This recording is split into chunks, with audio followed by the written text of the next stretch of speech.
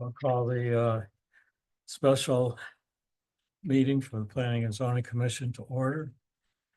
First item is a roll call. Elson Here. Michael Kane. Here. Sue Sutherland. Here. Steve Lucia. Here. Kevin Fitzgerald. Here. And we have Lauren. Full attendance tonight. So we have, first item is a public hearing for spec 24007 Vista Point at Fairview. Would you read the legal ad, Hal? Notice is hereby given that the following public hearing will be held December 19th, 2024 at 7 p.m. in Community Room 2, Town Hall Annex 134, Groton, Long Point Road, and virtually via the Zoom platform to hear the following: special permit 240007, CAM 235 Lestertown Road, pin 1689062885556, R12 zone. Proposal is to construct two buildings to house 193 independent living units, 72 assisted memory care living units, and associated amenities. Review is per section 5.1-8.I and 9.4 of the zoning regulations. Oddfellows Home of Connecticut Incorporated owner, Brian Phillips, Langen applicant. A Zoom meeting link will be posted to the town's website meeting calendar. Applications are on file and available for public inspection during normal business hours at the Planning Department, 134 Groton, Long Point Road, Groton, Connecticut, dated the 6th day of December 2024 at Groton, Connecticut. Okay. So just give a brief summary of how the public hearing goes. We'll hear from the applicant first, town staff, and then open it up to the public if they have any comments, and then to the commission. And we'll rotate around to get all the questions addressed, if there are any, before we can close the public hearing. And so if the applicant would like to come up, and people that speak, go up to the podium and just state your name and address for the record, or who you work for. Better. Either case, I mean, it's just. Thank you, Mr. Chairman. For the record tonight, my name is Bill Sweeney. I am a partner and a land use attorney with the law firm of Tobin Carberry over in New London. And it's awfully nice to see all of you again this evening. I appear before you on behalf of my client, Oddfellows Home of Connecticut Incorporated, which owns and operates the Fairview Continuing Care Retirement Community on Lestertown Road here in Groton, Connecticut. As you're aware, my client has submitted to this commission application for special permit, site plan, and coastal site plan review approval for the expansion of their residential life care community as permitted under section 5.1-8.I of your zoning regulations. Joining me tonight, I'd just like to make a few introductions. With us is Billy Nelson. Billy is the Chief Executive Officer of Fairview. I also have Brian Phillips. Brian is the project engineer with Langen. We also have with us Chris McLean. Chris is professional project traffic engineer. He's also with Langen. And I also have Eric Harmon and his team. They are the project architects with AG Architecture. At the outset, I want to thank the chairman and this commission for holding this special meeting tonight so that these applications can be presented to you outside of your normal business meeting so that the community has ample time to be able to provide input on this application. Tonight, I would remind you that you sit in your administrative capacity as you evaluate these applications for consistency with your zoning regulations, including both your special permit criteria and your site plan objectives, as well as the goals and objectives and policies of the Coastal Management Act. As you're aware, you're required to base your decisions on these applications based on substantive evidence that's been placed into the record. And if my client meets those requirements, you're required by law to approve the applications. This is unlike a zoning application for a map change or a text amendment where you have much broader discretion. You don't have that level of discretion here. This is a public hearing and we are required to build that record. And I'm going to try to do so as efficiently as possible to make sure there's plenty of time tonight for public comment. We'll be presenting all three applications simultaneously. Tonight, as in my experience, it's very difficult to sort of separate what's special permit, what's site plan, and what's coastal site plan for a project of this nature. Notice of this hearing has been provided to the neighboring property owners, and certification of that notice has been provided to the commission. Tonight, I'm going to provide you some brief background, a broad overview of the project, relevant site conditions, and I'm going to address zoning and coastal management compliance.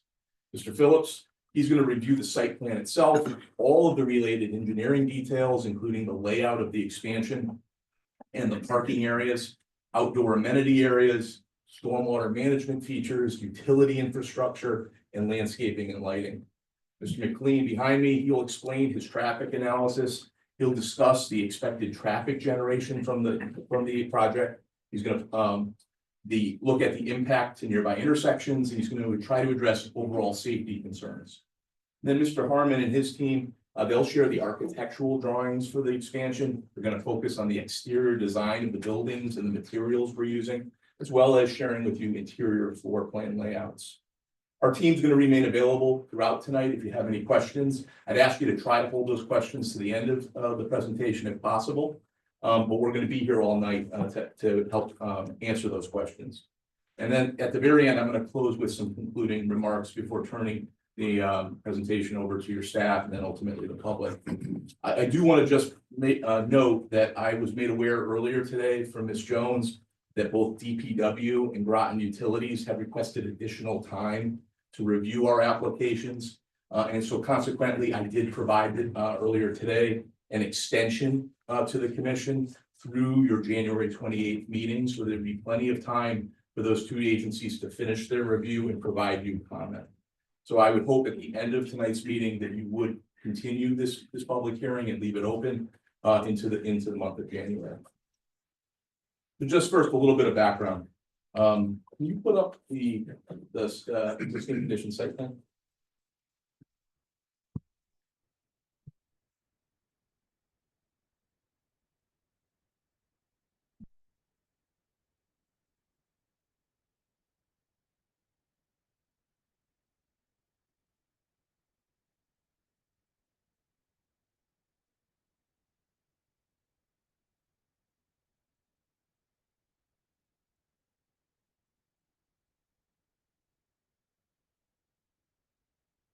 That's great. Yeah, excellent. Thank you so much.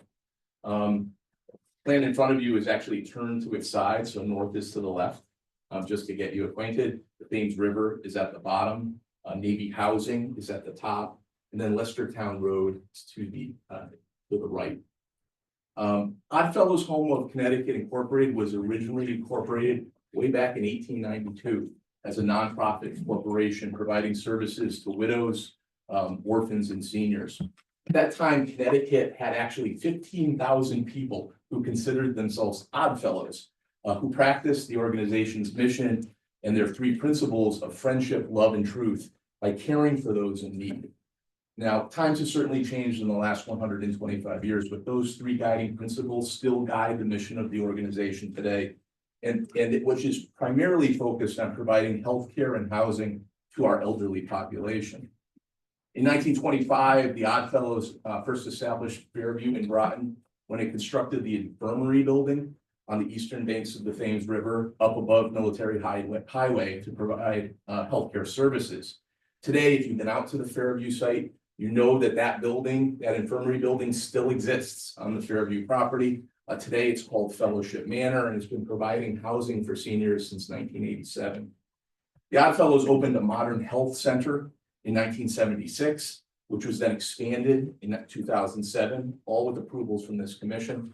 And that facility continues to provide skilled nursing and rehabilitation services to Fairview residents. Fairview first became a continuing care retirement community in 2014 with the addition of Thames Edge, another project that this commission reviewed and approved, which was a congregate housing buy-in development, which offers maintenance-free, semi-independent living opportunities within a continuum of care to allow residents to age in place with dignity. You can see some of those cottages and independent buildings that were built in the first and second phases of Thamesview just over a decade ago. A resident of a congregate unit, and I bring this up because we're going to be adding some more congregate units tonight, is generally more capable of self-care but has access to all the housekeeping, meal, and healthcare services of a continuing care retirement community until such time that they need to move into assisted living or into a memory care unit, or even finally to the nursing home as their individual abilities change. Fairview is actually one of only 23 continuing care retirement communities registered here in the state of Connecticut with the Department of Social Services. The Thames Ed project, which added this sort of semi-independent living, was expanded in 2016. There was a clubhouse addition and a dining venue. There's been a variety of other amenities added, again, all with the consent and the approval of this commission. And during that approval process for the Thames Edge project, my client shared with the town a future master plan and vision for the remainder of its property, all the land sort of on the left side of your screen, to give more ability and to expand on their housing, their healthcare services, and the other amenities they want to offer in the future for residents. Tonight's applications before you are really the first step in realizing that vision. With the expansion of Fairview to add 2 new critically important buildings, which we call first Vista Point at Fairview and then the Horizon. You just turn it to the proposed layout. Okay. Excellent, thank you. Both buildings are going to add additional congregate living units to the community, which remain in tremendous demand in this region with its aging population. Vista Point, which is here, this central building here, you're going to hear a lot about tonight. Vista Point will offer, in addition to the congregate units, it will also offer new assisted living and memory care units, along with a broad suite of supportive healthcare and medical services, new common amenity spaces, additional communal dining, and a variety of new programs that's not going to be available just for people living in Vista Point, but for the entire Fairview community.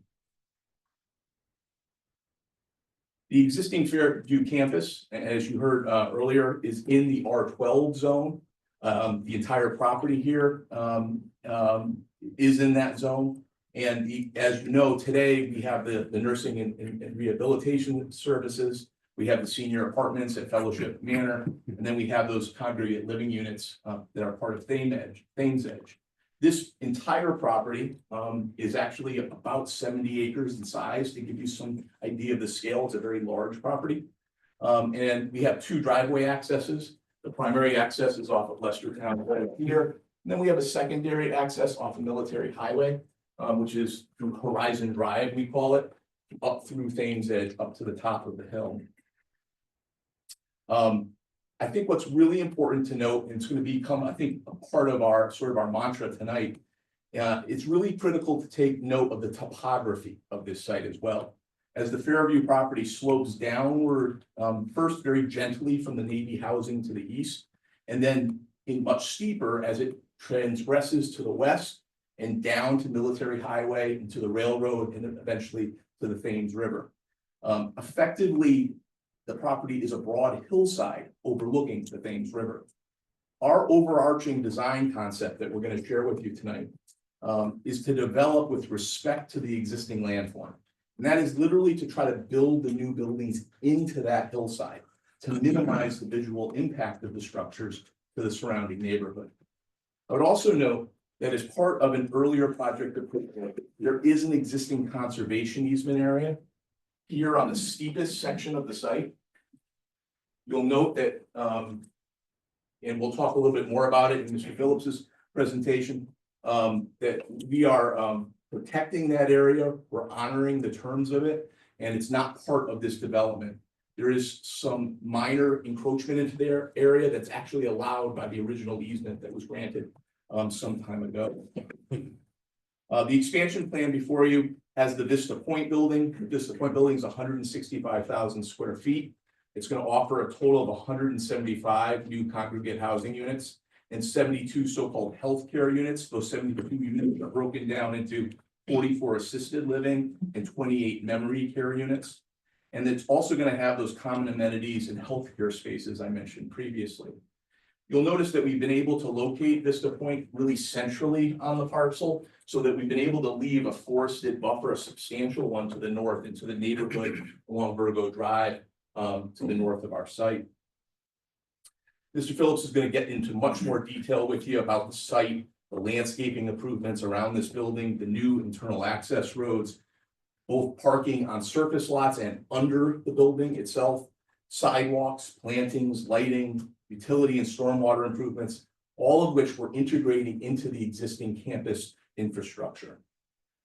We're also going to talk about some proposed outdoor amenity spaces around the Vista Point building. We have a number of defined courtyards and outdoor recreation activity areas, which we've provided some preliminary programming for in our narrative, and Mr. We'll point that out as we go along tonight as well. In addition to Vista Point, there's another building as part of this expansion. It's much smaller. We call it the Horizon. It's right here on the site plan.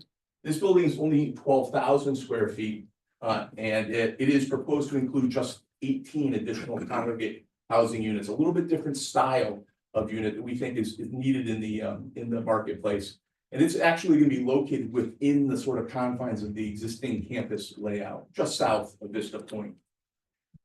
What's important to note is that all residents of both the new and the existing housing options at Fairview are going to be able to take advantage of the comprehensive and upgraded programs of services that we're going to be offering, including regularly planned social and recreational activities. One of the most exciting aspects of the project is the extensive indoor amenity space that was going to be provided within the Vista Point building, and which are going to be, again, made available to the entire Fairview community. I know Mr. Harmon is going to go into some detail about that layout, but the center of the Vista Point building, which has several wings and spokes coming off of it, the center of it is a 2-story tall, 41,000 square foot central amenity structure. And we're going to talk about it tonight, but this amenity space includes a library, a bakery, a marketplace, a central mailroom, a business center, conference rooms, dining venues, a lounge, a deck for social gatherings, an auditorium, a fitness center, indoor heated swimming pool, an art and pottery room, and an additional lounge area with a golf simulator, darts, card tables, and even billiards. Sounds like a college, right? Unfortunately, I don't qualify. I have a couple more years to go, but it's going to be an amazing upgrade in overall amenities for the people who live in this new building, but also the people who already are residents of Fairview. These new amenities are going to complement the existing amenity space that's already part of Fairview. All of those spaces are being maintained or in fact being enhanced as well as part of this project. What's important though is the Vista Point building offers more than just recreational amenities. As I said before, it's going to boast a suite of additional healthcare and security services, which are intended to enhance that continuum of care that I talked about before, to make sure that every resident, no matter where you live on campus, their future healthcare needs are provided whatever they are, whatever capability, whatever condition a resident is in. Some of these new and enhanced features include an emergency 24-hour call system to render temporary aid to summon professional help. We've got wellness and preventative health and screening programs and areas for those.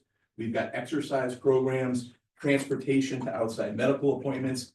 Again, we have assisted living units in the Vista Point building where residents that need assistance with daily activities can get that assistance. We've got special memory support systems. Sorry, I don't know if the mic's on, we're just checking. I'll try to. Don't usually remember not whether told I I'm being- I'm not talking loud. Turned it on. Yeah, just hold it down, there you go. Thank you so Right, much. thanks.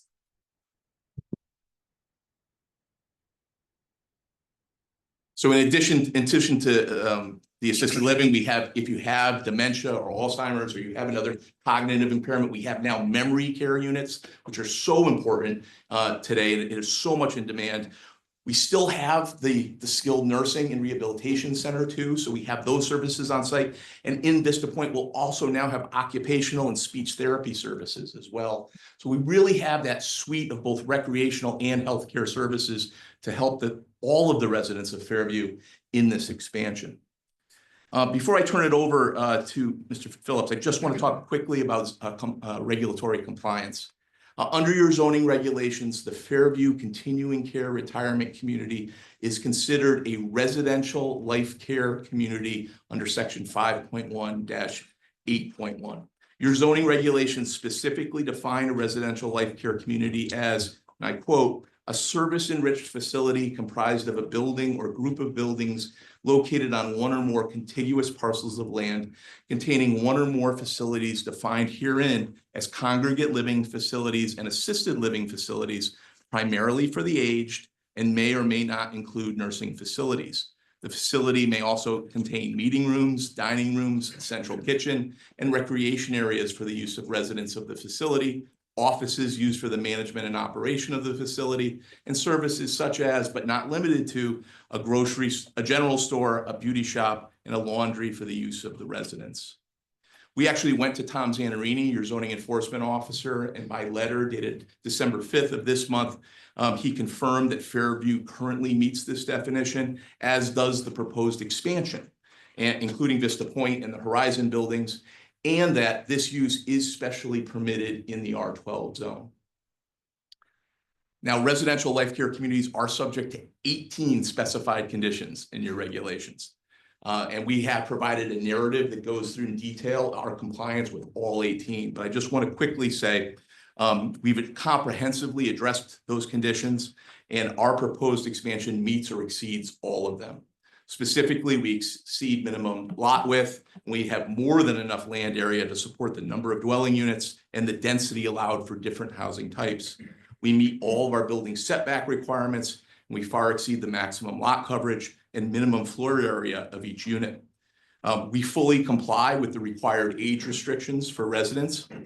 We actually are moving to, right now, a 62 years or older model in 2025. Your regulations require it to be a 55 or older model. So we're actually more restrictive than your regulations.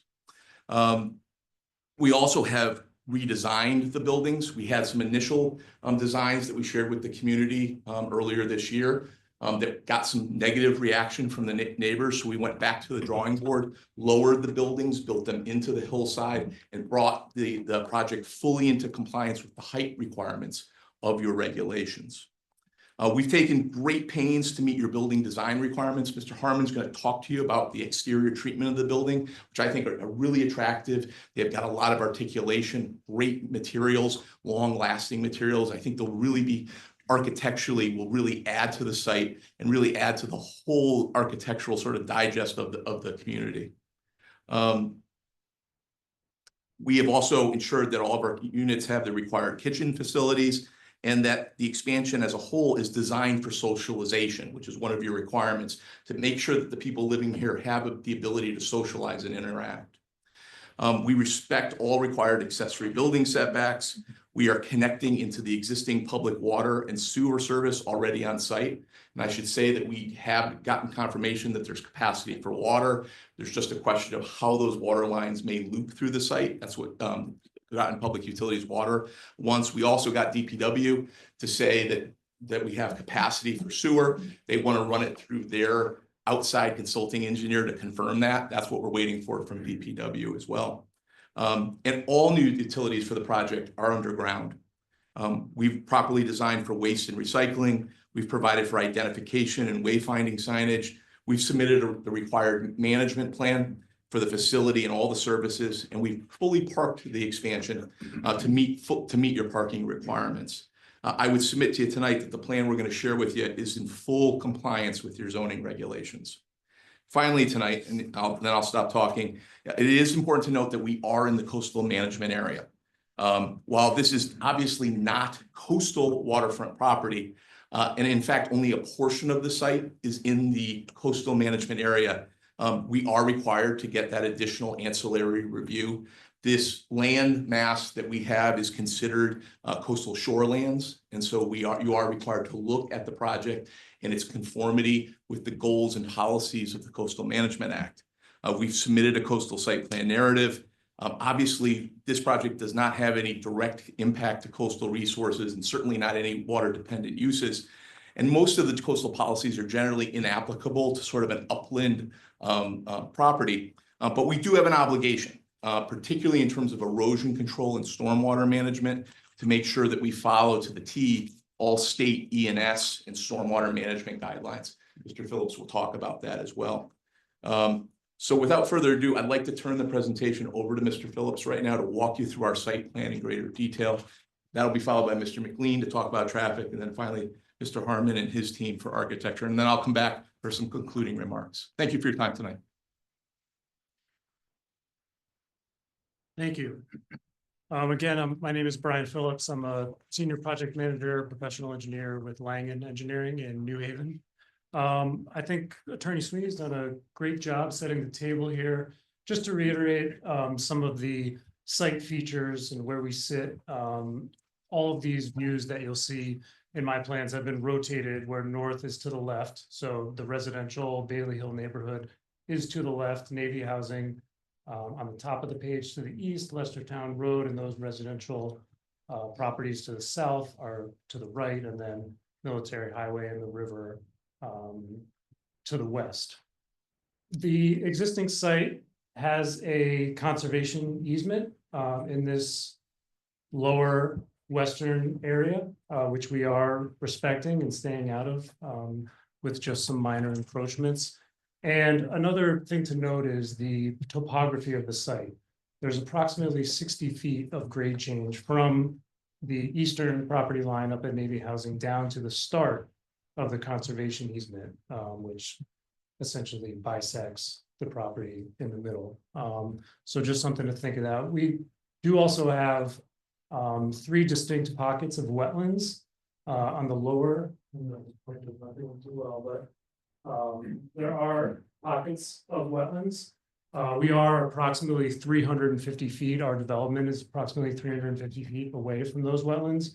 And we did coordinate with town staff to ensure that we did not need to go before conservation for this application. This plan before you is the special permit compliance plan, showing compliance with all of those regulations that Attorney Sweeney just ran through: setbacks, parking, accessible ADA parking, EV parking, density, etc.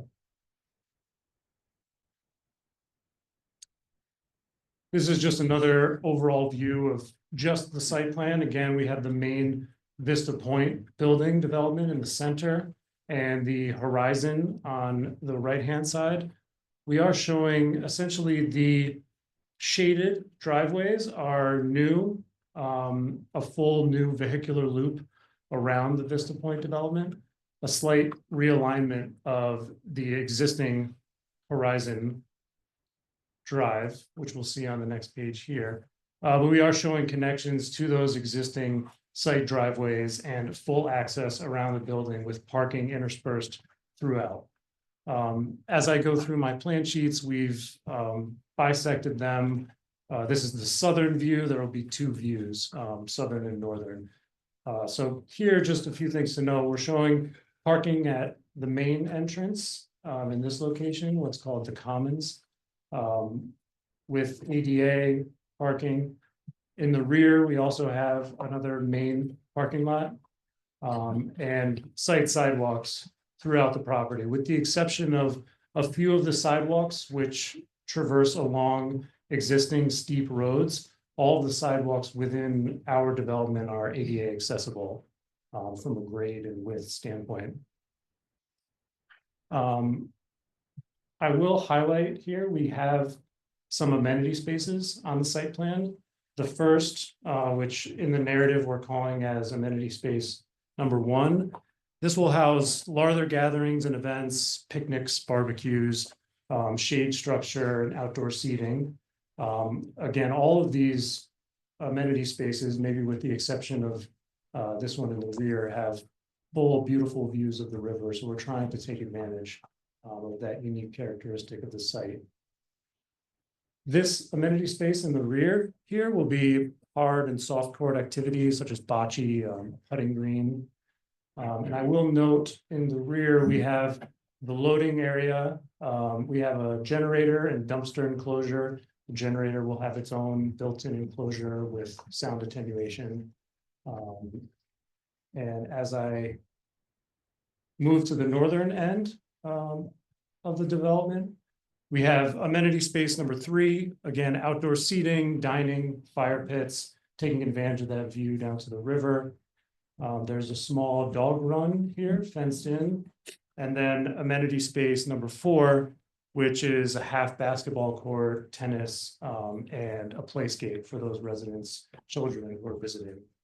One thing that I forgot to mention with the amenities, this main central core, the commons of the building, will house a lot of the indoor amenities, which Eric will speak to later in the presentation. There is an area here as well for a flex outdoor fitness, yoga, so a space for that as well. So a robust program of amenities. One other thing to point out, with our ADA spaces, we're also providing EV charging spaces and EV chargers throughout the site in accordance with the Connecticut general statutes. So we are providing them around the site with accessible charging as well. For parking, we have the surface parking shown here, as well as garage parking within the Vista Point development in these 2 wings. And there is also some garage parking for the Horizon as well, underground parking, as well as some surface parking. It'll be a little bit clearer, I think, on the next sheet, but in the footprint of the Horizon home, currently there are a couple of maintenance sheds, and those are being proposed to be maintained and relocated to the northern portion of the site in these locations. One other thing I wanted to point out, in this northern undeveloped wooded area to the north of our development and between the development and the Bailey Hill neighborhood, we are proposing some outdoor wooded walking trails. So nothing paved, just, you know, sort of cleared, preserving obviously mature trees, but just some cleared paths for walking throughout that wooded area.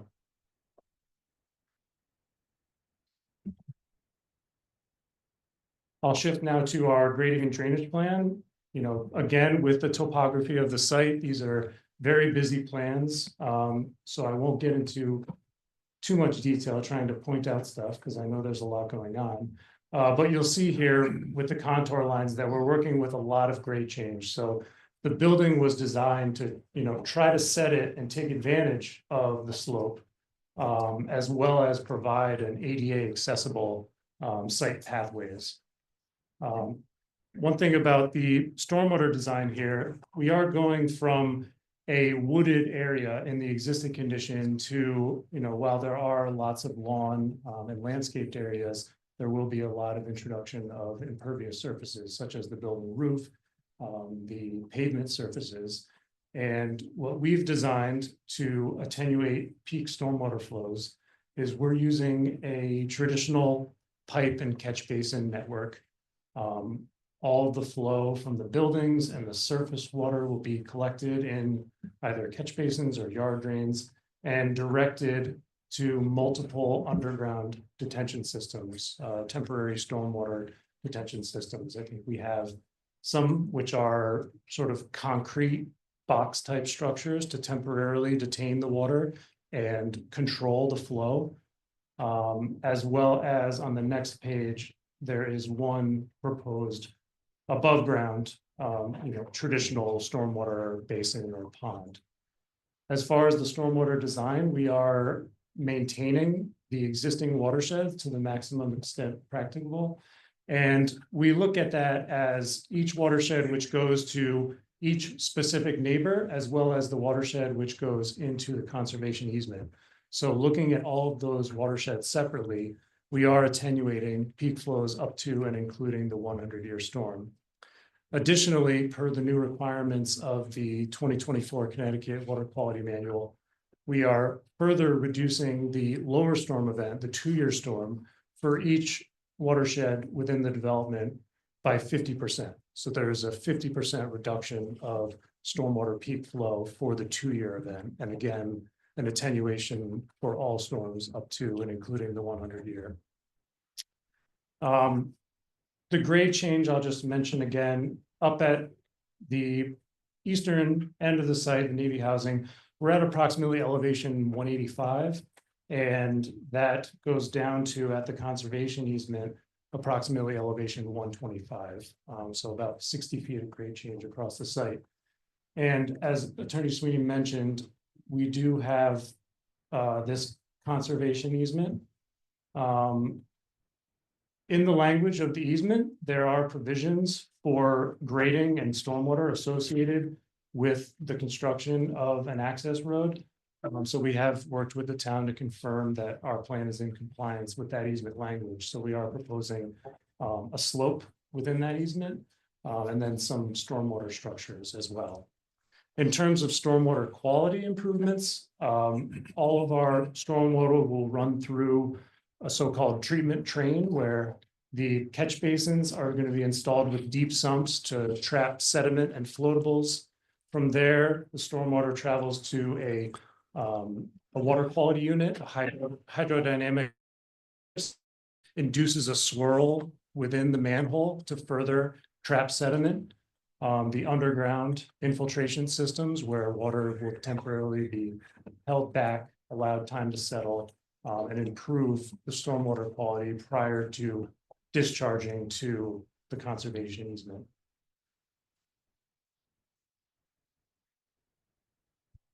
Moving on to utilities, a fairly standard utility plan, all underground, new water, gas, electric, and sanitary. We're showing a water loop around the building, as well as a grease trap for that applicable sanitary flow, and then a connection to the existing campus gravity sewer line.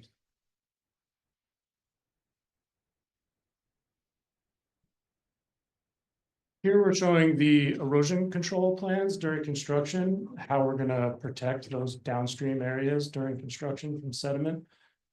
We've kind of broken it into two phases. I think the project has been broken into about or three overall phases, but this first phase will include the construction of the Horizon home.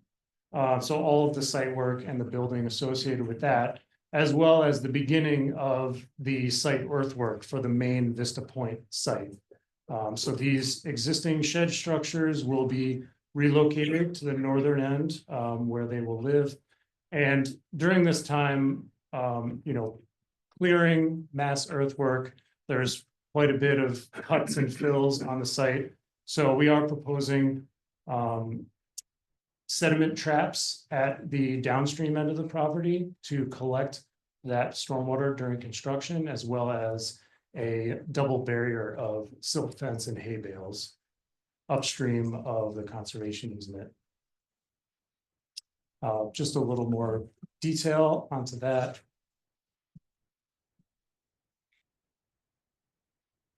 And as we move on to phases 2 and 3, where the main Vista Point development is going to be constructed, this side of the page is the phase 2, where the commons and then some of the congregate living wings will be constructed, as well as associated site work. And these erosion controls will evolve with the project construction, maintaining those sediment traps until such time as enough of the site work has been implemented to switch over to other erosion controls. And I will say that because of the size of the project, we will be applying for and obtaining a construction for stormwater general permit with Connecticut Deep, which requires us to put together a full stormwater pollution prevention plan with the state, which addresses stormwater during construction.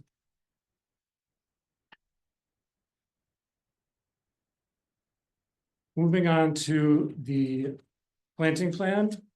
Again, I think we have a robust program of plantings, shade trees, ornamental trees, ground cover, foundation plantings.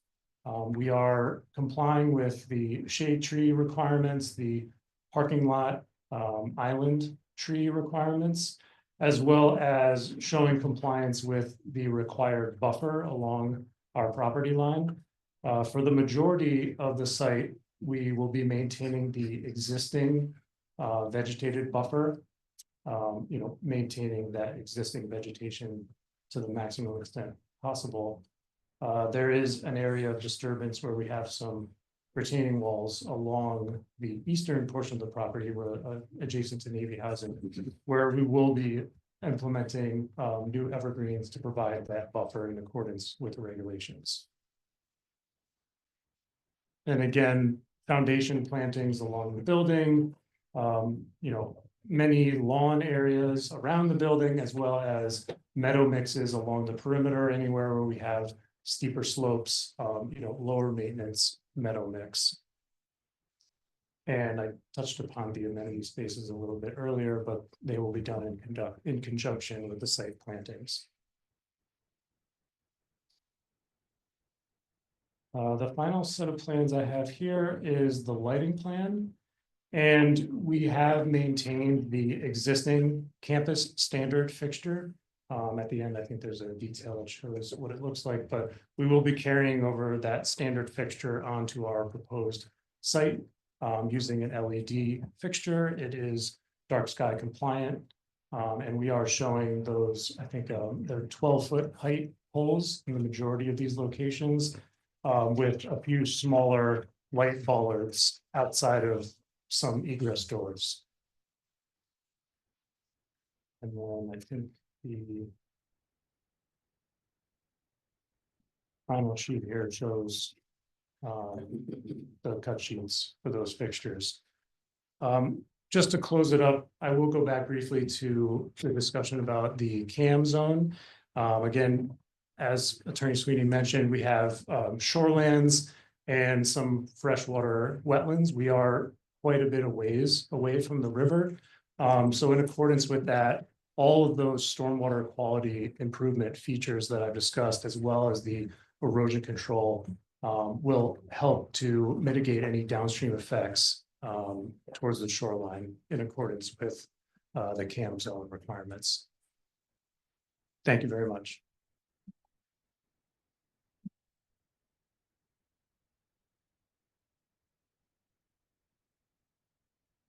Good evening, everyone. My name is Chris McLean, professional engineer with Langen Engineering, office in New Haven. Brian's my colleague. I'm going to be talking to you about the traffic report that we prepared for the project. From what you guys have just seen, we were pretty close, zoomed in on the site plan. I'm going to take you back out a little bit. We'll bring you back in to talk a little bit about some of the site traffic, and then we'll talk a little bit about the traffic study methodology and then results of that. So this figure here that we're looking at here is an aerial view. It might be a little confusing. North is straight up in this view. I promise we won't keep, I'll try my best to stop flipping back and forth, but I'll just point it out when it does change. So we do have an aerial view here with the site shown in a dashed line in the middle. Our site plan is shown overlaying in some of the black lines that you see there. And then numbered surrounding the site are some of the intersections that we studied.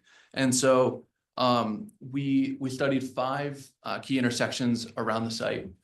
And we studied the direct site driveway, so the Horizon Drive with the Military Highway, and then the site driveway with Lestertown Road. And then we kind of cast a wide net surrounding that to see what some of the outside impacts were to some of, just to see what the impacts were to some of the site generated traffic. So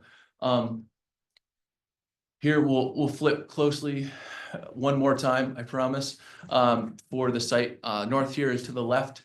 As Brian has stated, the Horizon Drive is going to be reconstructed slightly just to accommodate that northeastern driveway to the eastern side of the site.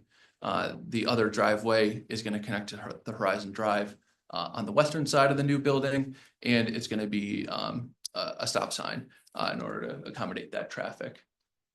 And then I'm going to switch back over to the traffic study methodology, because I think that's kind of the main findings of the report that I put together. So I just want to bring you through kind of the methodology that I'd use, and then we'll talk briefly about the analysis results and the findings. So overall, I talked about the 5 intersections that we collected traffic study at. So we collected traffic volumes at those 5 intersections in June of this year. School was still in session, and the idea there was collecting data on a weekday to understand what the average traffic would be on kind of your standard day. And the point of that is to really just understand what traffic is going on surrounding the site, so that we could then analyze into the future.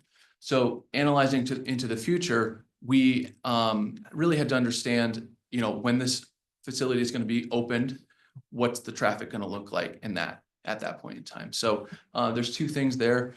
Generally, we look at projects that are approved but not built yet in the area. And so in this case, the Triton Square development is approved but not quite built yet. So we looked at their traffic study that they had, and we overlaid their traffic over the intersections that we had studied to kind of add the two together. The other thing that I'll mention is that generally, in accordance with state DOT guidelines, generally traffic is expected to kind of increase over time. Not necessarily directed to any one development or anything, but just expected to just generally increase. So we applied an annual ambient growth factor of 0.5%, which is consistent with DOT standards, to all of the traffic that we had counted. And what we did was we forecasted that out into the year of 2028, when this facility is expected to open. We took that ambient growth, added in the Triton Square development, and that's how we got our no-build conditions. So our no-build conditions are pretty much how traffic would look like in the future, everything except for this facility that we're proposing here.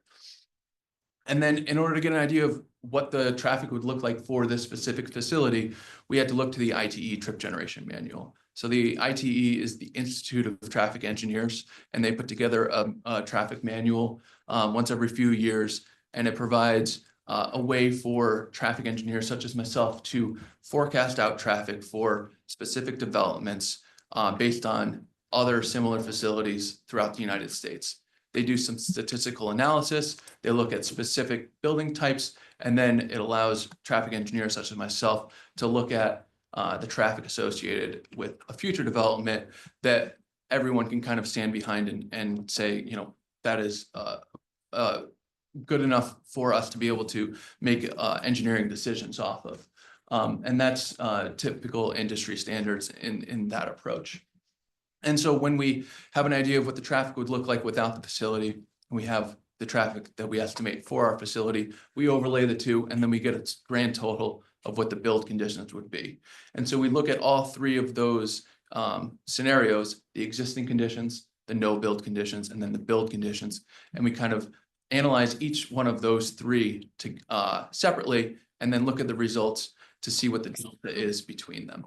And then lastly, as part of our analysis, we looked at safety analysis, which includes looking at accident trends in the area to see if there's anything that we could identify as an existing issue. So I talked briefly about trip generation. I'll give you here some of the details on it. So this is an excerpt from our traffic study. It shows that the ITE trip generation manual results for a facility of this size. So Attorney Sweeney's and spoke briefly about the number of units.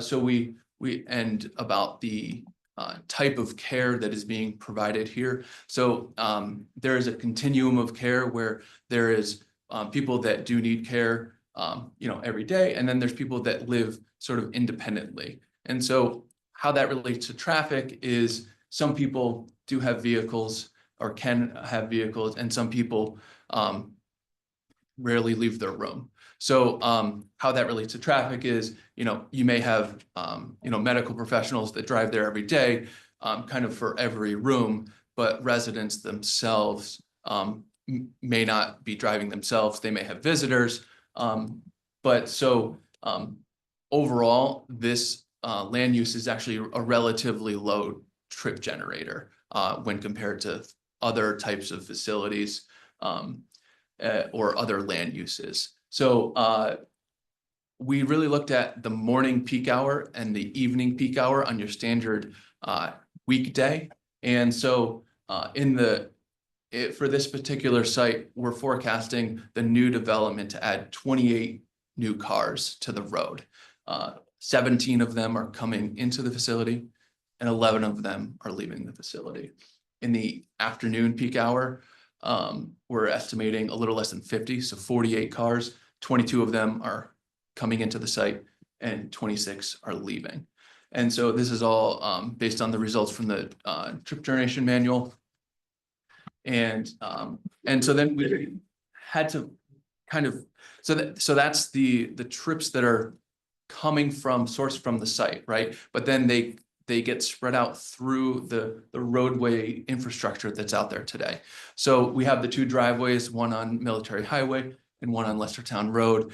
So we looked at existing traffic patterns that based on the information that we had gathered as part of our traffic study. And we figured that about 50% of all traffic that is kind of going towards this facility today, 50% of it is coming from the south, about 40% of it is coming from the east, and then 10% is coming from the north on Military Highway. So with that, we kind of spread our traffic over the existing network to get a good sense for what the traffic would look like. And I know that it's kind of hard to see some of the volumes, but we are looking at, we're looking about at the south at Military Highway and Grove Ave. We're looking at about 15 to 20 new cars at that intersection overall over the whole course of an hour. On Lestertown Road and Pleasant Valley Road, we're looking at about 10 to 20 new cars over the course of an hour. And then to the north on Military Highway, it's about 5 new cars. And then getting into the results. I know there's a lot of numbers here. Numbers is kind of my thing, but I'll briefly give you a summary of it. And so these are the traffic analysis results. And so here we have 2 tables. The left side of the page is the morning, and then the afternoon is on the right side. And so the rows, each row is a different intersection, and then the columns within each are kind of the existing conditions, the no build conditions, and furthest to the right is the build conditions. So the build conditions would be everything with this new facility that we're proposing.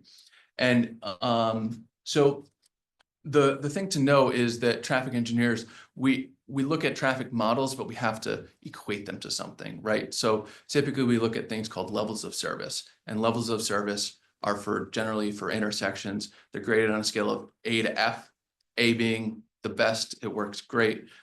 There's no real issues. F being the worst, it's complete gridlock. And then B, C, D, E in the middle are kind of graded on that scale. So as you can see, or maybe not, everything that's out there today and forecasted into the future is either a level service A or a level service B. Under current conditions, most of the intersections operate at a relatively good level of service, and the levels of service are unchanged with the proposed traffic that's being added for this site. We also looked at queue lengths, so how long cars queue back, and those queue lengths, according to our model, do not change really at all either. So what we would generally say in this scenario is that with the proposed conditions, there's going to be a negligible or very little noticeable change to the current traffic conditions that are out there today. And then overall, they operate fairly well.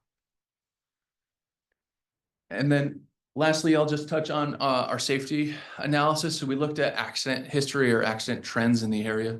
So based on general rule of thumb, we looked at the last 3 years, the last 3 calendar years of accident history at our 5 intersections and then our site roadways. Over those 5 intersections, only 2 of those intersections had traffic accidents, and there was only 1 each over the whole course of the 3 years. Both of them were with fixed objects. I think one was a utility pole and one was a fire hydrant. So there wasn't really an accident trend that we could attribute to any existing traffic problems.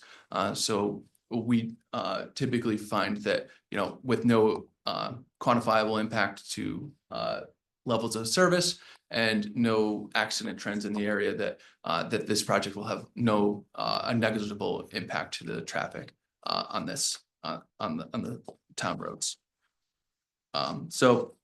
Summarizing, as I just explained, level of service A and B existing and then proposed.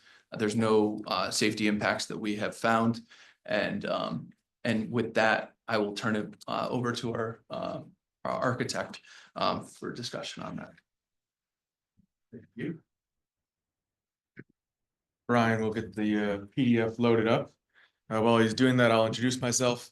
Eric Harmon, licensed architect in Wisconsin, where our office is based in Wauwatosa, Wisconsin. Also licensed architect here in the state of Connecticut. I'm going to run through the pictures associated with the plans that we've seen so far on the site and try to give a better understanding not only of the site, but how we're dealing with the 60-foot grade change that Brian discussed as far as the impact moving south to north and of course from west to east as we climb that hill. Starting with the most important piece being that closest to the existing campus, we have the lowest grade of our overall development. So this corner right here is an existing intersection that leads to the campus. This is the lowest section, and then the overall site builds up moving west and then, north and then west. So we are accommodating that grade with the overall plan of the development. The congregate housing that we've been discussed starts at the lowest level of this overall development, furthest to the south. So those residents you're seeing on that T-shaped wing are really below the overall level of the hill, which is why we have a single loaded corridor on this backside. So these units are expressed to the east and under the hill as we move to the west, and that's where that dashed line is identifying the building above. Moving further to the north, you're actually seeing the two enclosed levels of underground parking, which will be accessed from that western end, but then quickly concealed by the grade as they move back towards the main portion of the building. The next level, as we step up, we start to see a couple more site elements. First, you're seeing the second floor of units here on the south. You're seeing the first floor of units here over what was that enclosed parking structure. And you're seeing our entry sequence for that centralized amenity space. This entry sequence and this main level of commons is our key component for connectivity for all vehicles, visitors, people traveling by car from the rest of the campus or those 10 individuals that are coming onto the campus in any given hour. This is their main front door, and it's actually below the grade still as we look to the eastern portion of the site. On the other side of that main commons access, we have the first level of the north wing as well. So you can see that as the grade is getting higher, more of the building is starting to be expressed in the plan. The next level up is the upper level of that commons amenity.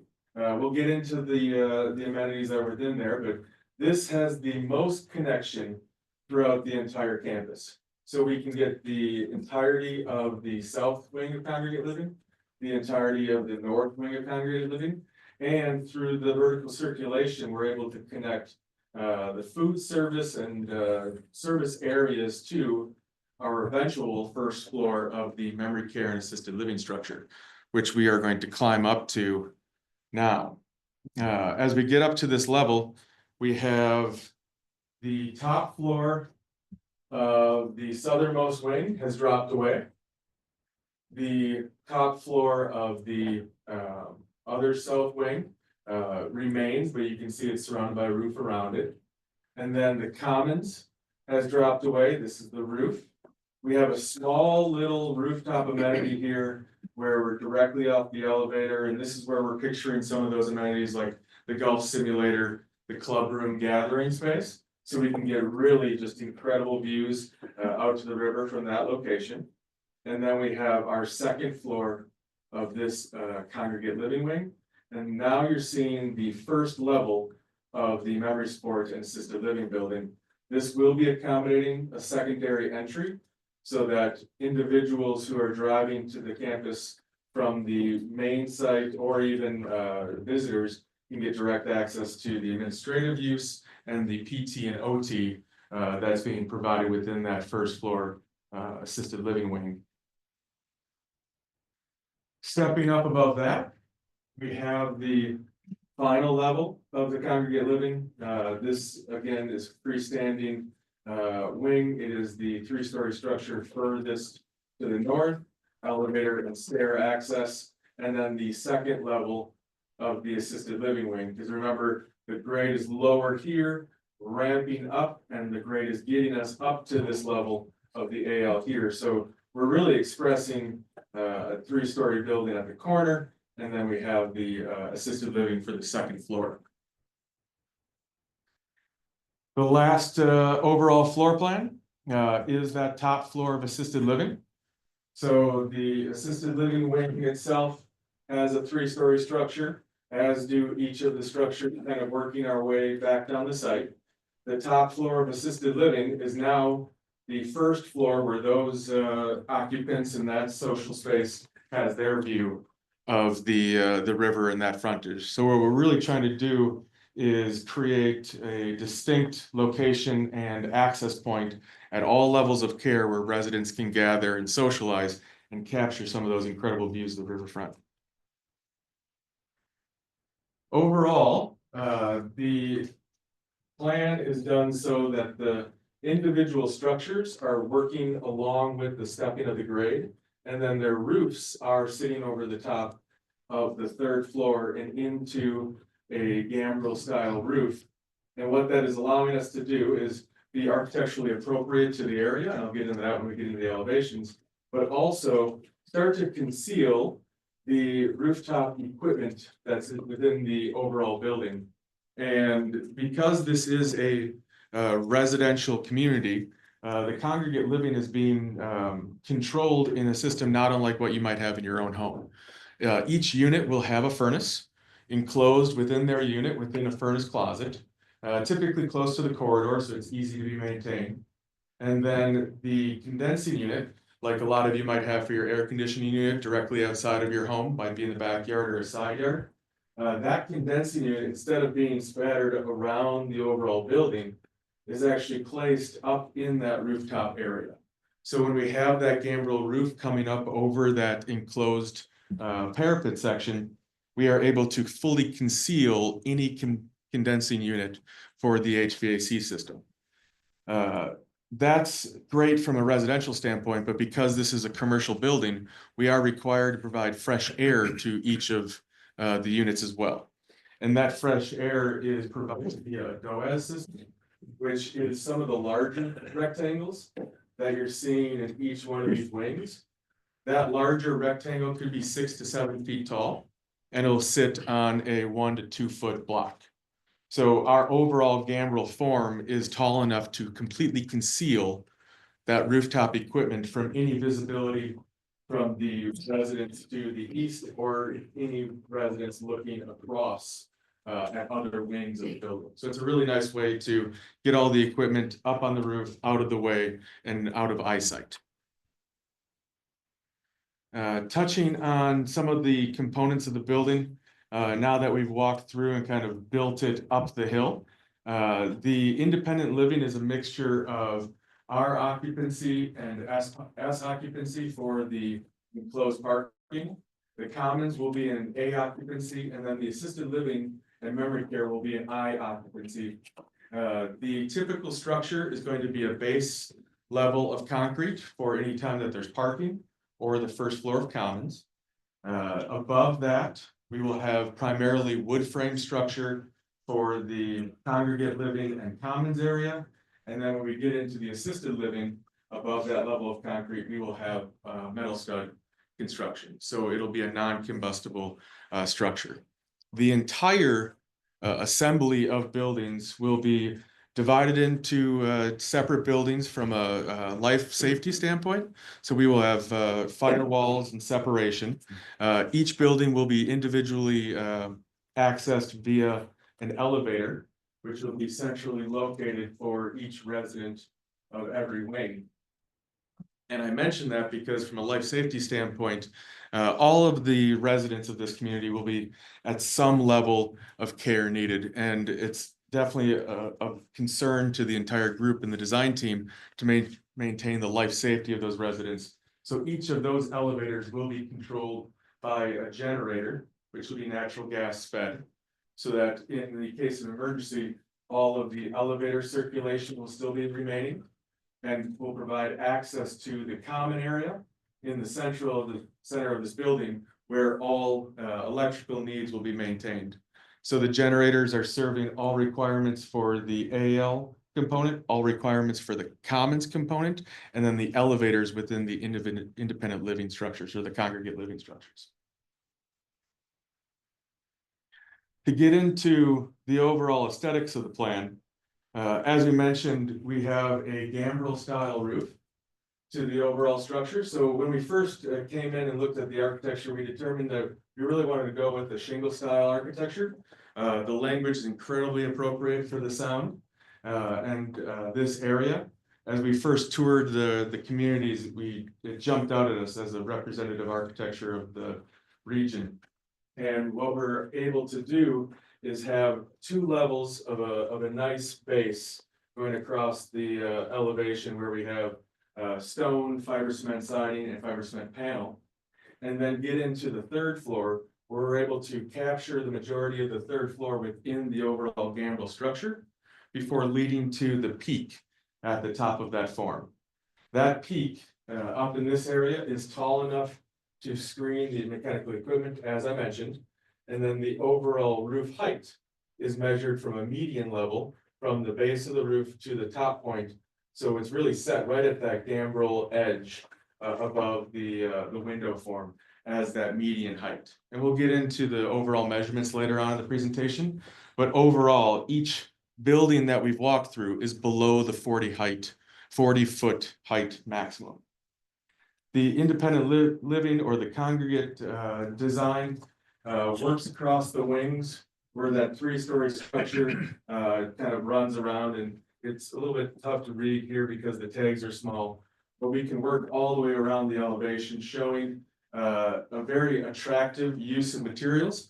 There's a repetitive pattern or language to the building, but it is unique to each area of the plan because there's a lot of variety in the unit types and the structure. So you're definitely getting a variety as you look across the building.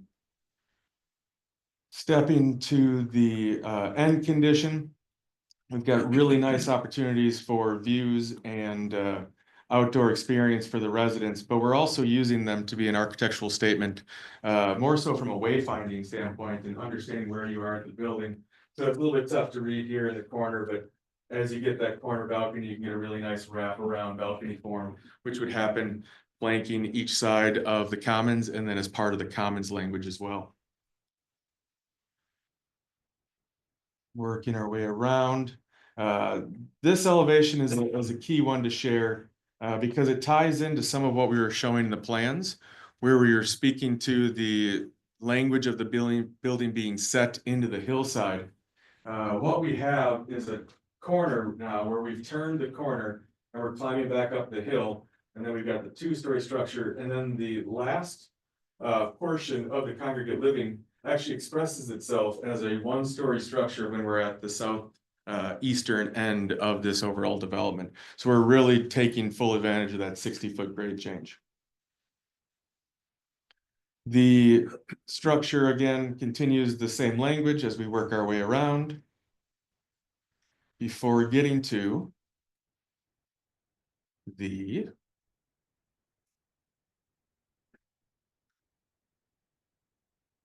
overall experience as you enter. The Zoom was a little bit behind. There we go. The overall experience of how the campus, here it comes.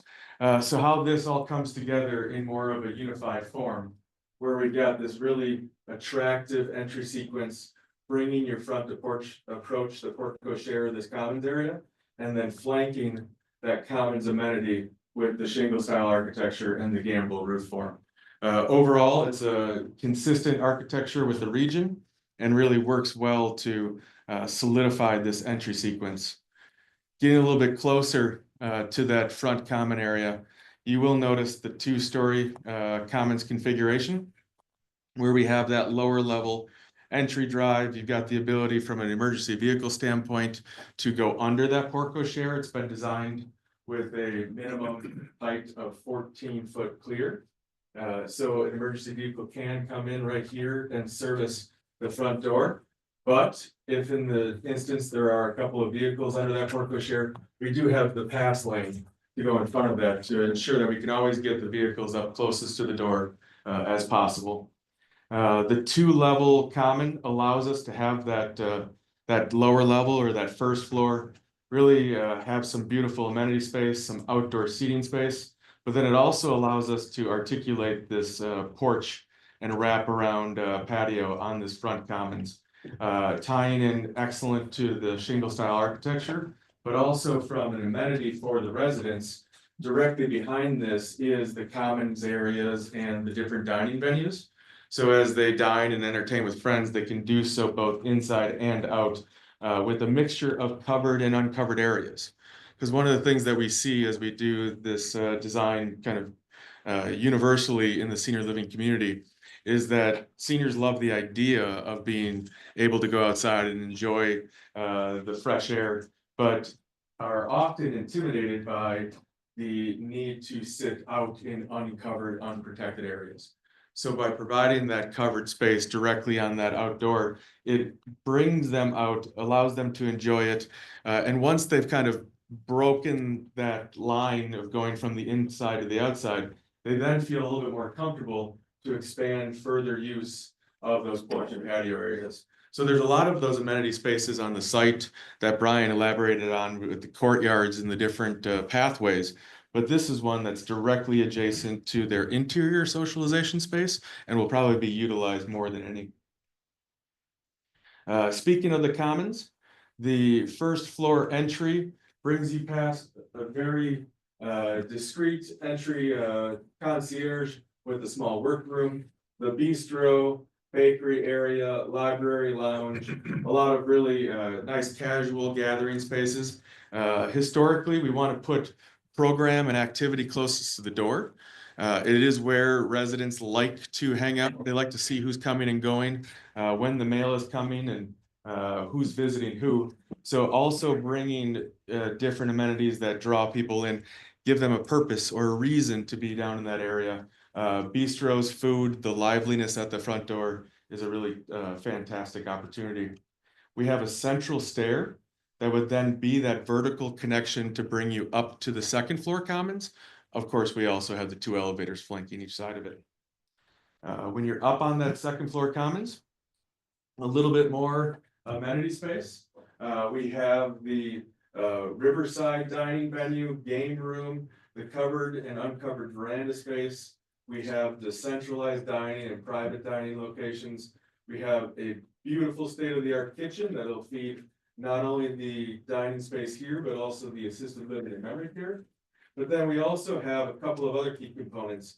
The auditorium, as we look to the east, with a entry and pre-event space. So currently the community has a small auditorium connected to the existing building. But as we saw tonight, I think it comfortably houses about 70 individuals. What we're anticipating in here is an auditorium and gathering space that can seat over 200 individuals. As we're bringing so many more residents to this community, we want to ensure that everybody has the opportunity to come to this area and gather. And that's where the parking that Brian mentioned is a really great space. The pre-event space can then flow directly into there. The fitness, pool, and overall wellness area lands in this quadrant. Again, access from the outdoors, because we want to make sure not only residents within this building, but the entire campus feel welcome and have direct access to this fitness space, as well as the salon and spa that are being incorporated into that plan. So second level is really focused on food, entertainment, and wellness. It's laid out with an entry sequence. You're seeing the stair in the background. nice reception space. As we look at the opportunity for food gathering, bistro, again, looking out to the river. And then have the opportunity for library and different seating options, again, activity by that front door. Jumping to the upstairs, those micro venues and the different dining options with the access to those patios.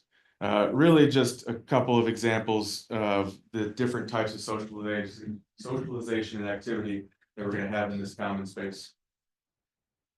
The elevations, again, just to kind of overall articulate how that form looks in elevation, I think it reads a lot stronger in in perspective with the renderings we showed, but still a very nice shingle style language to the commons. And then on the back side again, where it's 2 stories on the front, the fitness, wellness, and auditorium have that 1-story expression as we look towards Navy housing. The 2-story steps. And then from that common area, we have access to the memory care plan.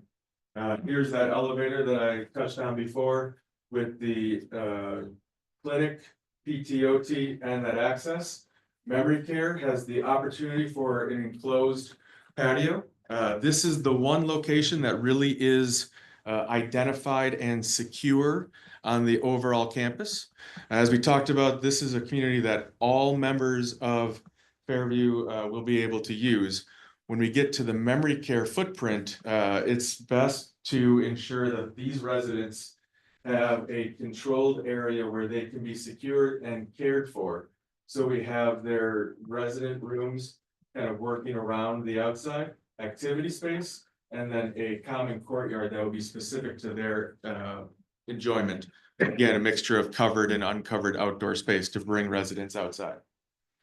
Assisted living up above that, and then the top floor of assisted living with that outdoor deck off of the multi-purpose room. That building, again, very similar aesthetic to the congregate living. In fact, the entire campus has a consistent architectural language, just with the size and scale of the gambrels really being what is expressed differently across the different components. 2-story and 3-story structure. And then lastly is the, what are we calling it? I apologize, horizon. Yes. I will tell you that we call this a hybrid in the architectural world, which means nothing to any of you. And Deb was very clear that we needed to find a different name for it. So if I call this a hybrid over the course of this presentation, I apologize for that. But the Horizon building, again, will have that lower level parking, very similar to what the other congregate living buildings had. It'll be accessed from one side and provide the 18 parking stalls. And those 18 parking stalls are accommodating the 18 additional units within this building. You'll have a front patio and access, flanked on either side by the exit stairs, serviced by the elevator. And then you have 1, 2, 3, 4, 5, 6 units specifically designed to all have individual views of the water and riverfront. Stepping up. Oh, I interrupted the plans to show you the aesthetic on the exterior. Again, following the same language of the other building, this freestanding structure would have the 2-story base and then the 3rd story working within the gambrel roof form. On the water side, we have the opportunity to again create just some incredible views and experiences for those residents within this structure. The 2nd floor plan is fit with a lounge. So one of the socialization aspects of this is it is a freestanding building, so they're not directly connected to any of the other structures. Not unlike the existing villas that are on campus, where to get to any socialization, they have to travel to those common spaces. But the really attractive piece of this plan is that each floor then has the opportunity to come together in small impromptu celebrations, gatherings, puzzles, reading, whatever you want to do in there. That lounge is offered, which is a unique component to this style of plan. And then on the 3rd and final floor, more of the same great lounge, and then the 6 units as they wrap around. The elevations are represented very similar to the larger structure. And then as we look at all 4 sides is consistent. Again, as we mentioned, this is a 4-sided, 8-sided, 12-sided building, really, as we look at it. So we wanted to make sure that the language of the architecture was consistent as we worked our way around the campus. A couple of final components, the enclosure for the garbage and the trash and generator. Sound is always a concern, using block, very sturdy materials and exceeding the overall height of the trash and the generator location. And then how all of the calculations have been done. Because when we went through and did the original design for the gambrel roof, our original measurements were done from the first floor to understand how the gambrel roof structure was going to impact our overall height. And when we do a 3-story structure with the gambrel roof, we are quite a bit below the maximum height allowable. But as we went through the application process, we had to measure the grade from approximately 10 feet, well, from 10 feet away from the elevation of the building. So we did that all the way around, and these spot elevations are just used to give you an example of what the elevation of the grade will be in that surrounding area. But the overall calculation for grade plane was done 10 feet out, and done so with each of those wings that we walked through as we stepped up or down the hill. So the light green area has an average grade plane of 149.5 with an average roof height of 177.2. All of those numbers are to mean is that we have a 27'8" difference between the median height of the roof and the average grade plane. Far underneath the 40 allowable. That's for this wing. For this wing here, we have a slightly different average grade plane, 152, and an average roof height of 188. So on this wing, we are at 36'3" for the overall height of this building, commons, northern wing, and assisted living, all calculated in that same fashion. With the assisted living on the eastern end having an average grade plane of 174 to an average roof height of 213 for 39'6" above. So we are moving our average grade plane across this overall site from the 174 down to the 149 as we work into the hillside and work with the grade. The last component to go over, I clicked it too fast, are the exterior site sections and the materials. So I will just offer this to you for the site section. The Navy housing to the east property line at this point. And then this one's a little bit deceiving because we have the 75-foot setback as it interrupts what you're seeing in the background of that assisted living. But the site itself angles back as we go in that direction. So we've got the 75-foot setback. We then have the AL, we have the commons area, steps down to the lower commons, and then goes to the independent living. So this overall site stepping down as you come across is how the building's been designed. As we take a step back and zoom out a little bit, we're now cutting through the assisted living, where we have the 2-story AL, a small 3-story component, that wellness clinic space, the 3 stories of IL built into the hillside, and then we descend all the way down to Military Highway. So that's where you really get a sense for how much grade change is happening on this site. The materials, as we've mentioned over the course of the presentation, fiber cement, stone, asphalt shingles. We are proposing a mixture of pearl gray, Arctic white, and aged pewter for the color tones. Each of those tie into the very kind of core of the earth tone shingle style language. It doesn't trend too blue, doesn't trend too brown, has a really nice language and color tone to it. And then has the stone base as we work our way around column and the first 2 floors of the structures each have those stone accents. So it's a nice mixture of material and again, consistent all the way around the overall structure. As we get into the last piece of the presentation, I will be here certainly to answer any further questions because I think there are some things brewing through some of your minds based on the facial expressions. So certainly be here for the rest of the time.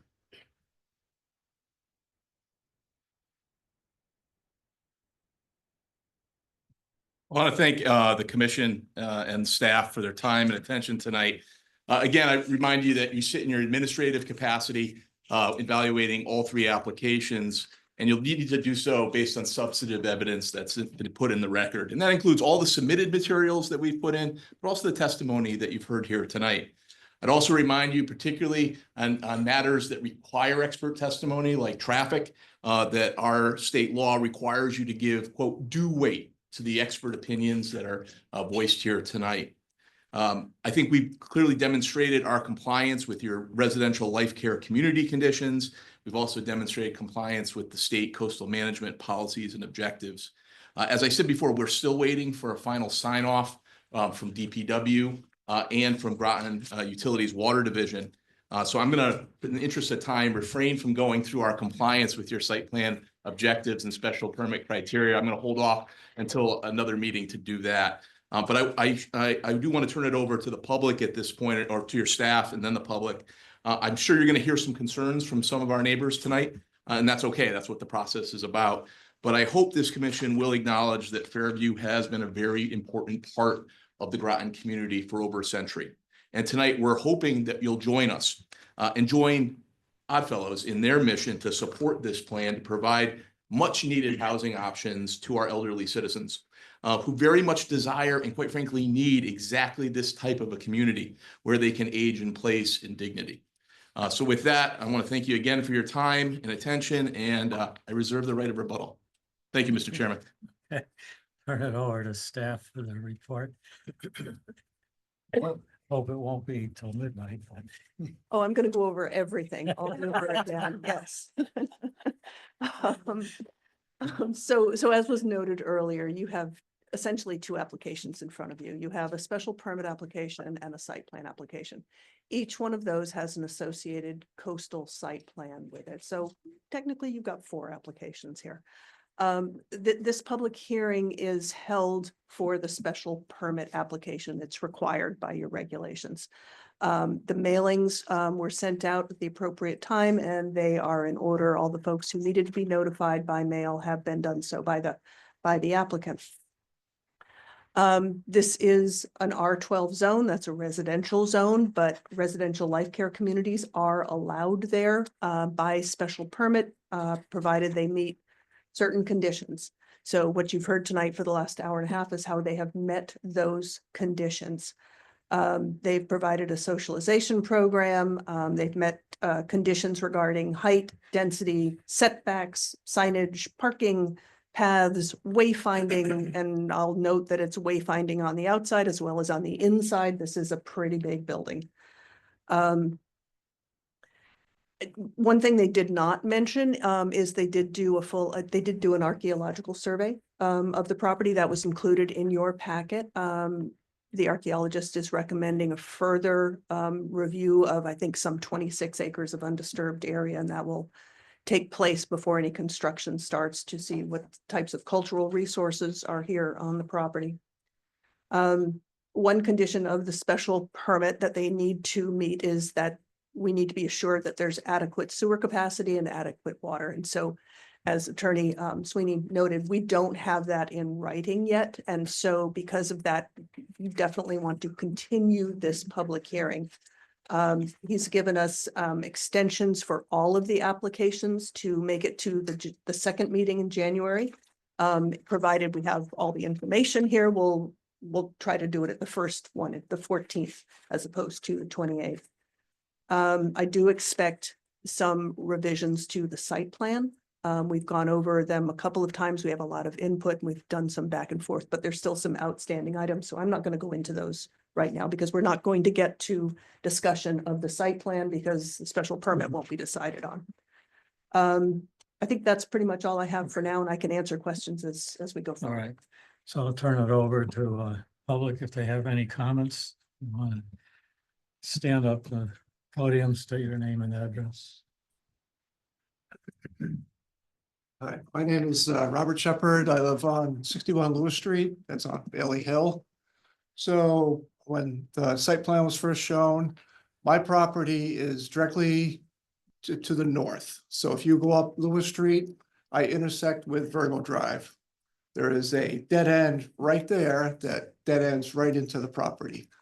So I have questions and I have concerns. My first question is, and I know I had stated it previously when we had some of the other meetings, is what is the plan for that dead end? Bailey Hill, if you don't know, there's about roughly 75 homes. We have one way up into the neighborhood from Military Highway.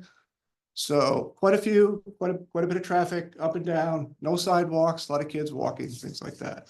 I do have concerns about if that access was going to come through that dead end into the new development. I would strongly object to that, given the just the neighborhood and the lack of access.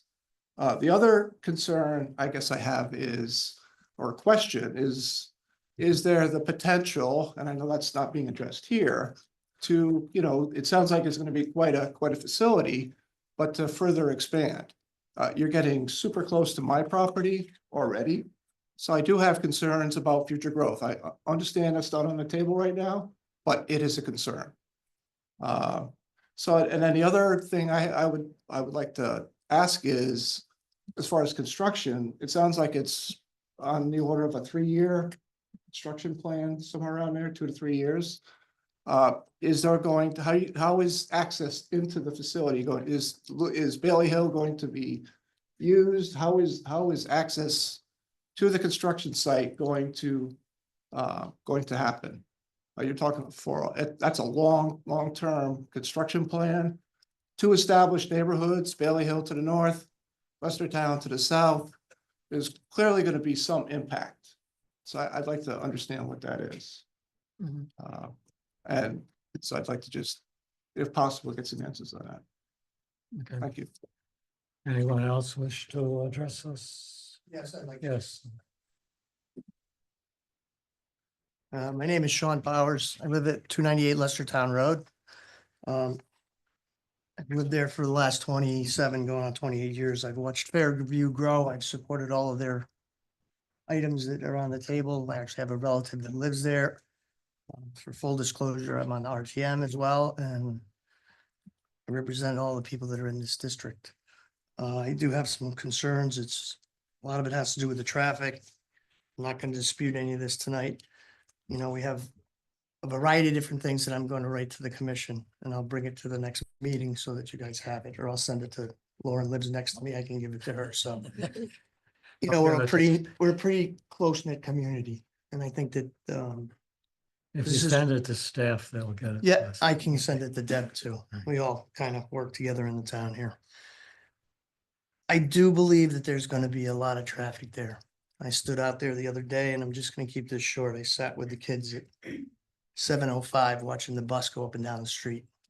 Lestertown Road does not have adequate parking or width to do just the construction trucks going up and down the road.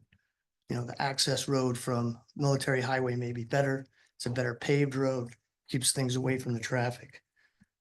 I honestly, I don't know how we're gonna handle it, but I did watch this whole facility grow, and the traffic has gotten worse over time. We have a new boat being built. There's gonna be 200 families moving into our town once they start building the Columbia class, and every time they break a hull, there's gonna be another 200 families here. A lot of transient traffic, men in and out of the service, running up and down the road between Route 12 and Military Highway. We have elderly people that we need to consider driving in and out of a 4-way intersection. So there is no crosswalks there. Like I said, I have little kids that I actually walk to the bus stop with so that they don't get hit because traffic is that bad. And this time of the year, it's even worse because it's dark. So Lauren sits at the end of her road with her son when the bus comes, and the buses come. They come from 7 until 9. And I'm not disregarding anything you said as far as your traffic study is concerned. but when you live there, you see. And like I said, there's a variety of different things I have here that I'm gonna go through. And I will submit it. And, you know, you guys can all look through it and understand some of the concerns. And there's some of my other neighbors that are here, and I'm sure they'll want to speak tonight too as well. Thank you for your time and all that you do for our community. Thank you. Anyone else? Yes. My name is Amy Cottrell. I live at 210 Lestertown Road. I've lived there since 2012. I want to first thank you for the opportunity to make some comments. We've been through the other meetings, and I was excited to see that we would have an opportunity to express some of our concerns. And after I received the letter and I started thinking about what I wanted to express, it all came down to the traffic. And just to ask some questions about the traffic study and also a comment, said it was, the accident study was done 2021 to 2023. Myself and many others I know were not really driving a lot during that time because it was the pandemic lockdown.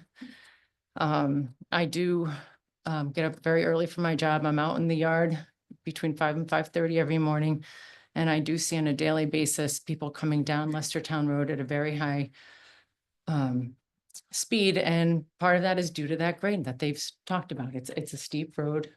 Coming over that crest, you're just going to pick up speed.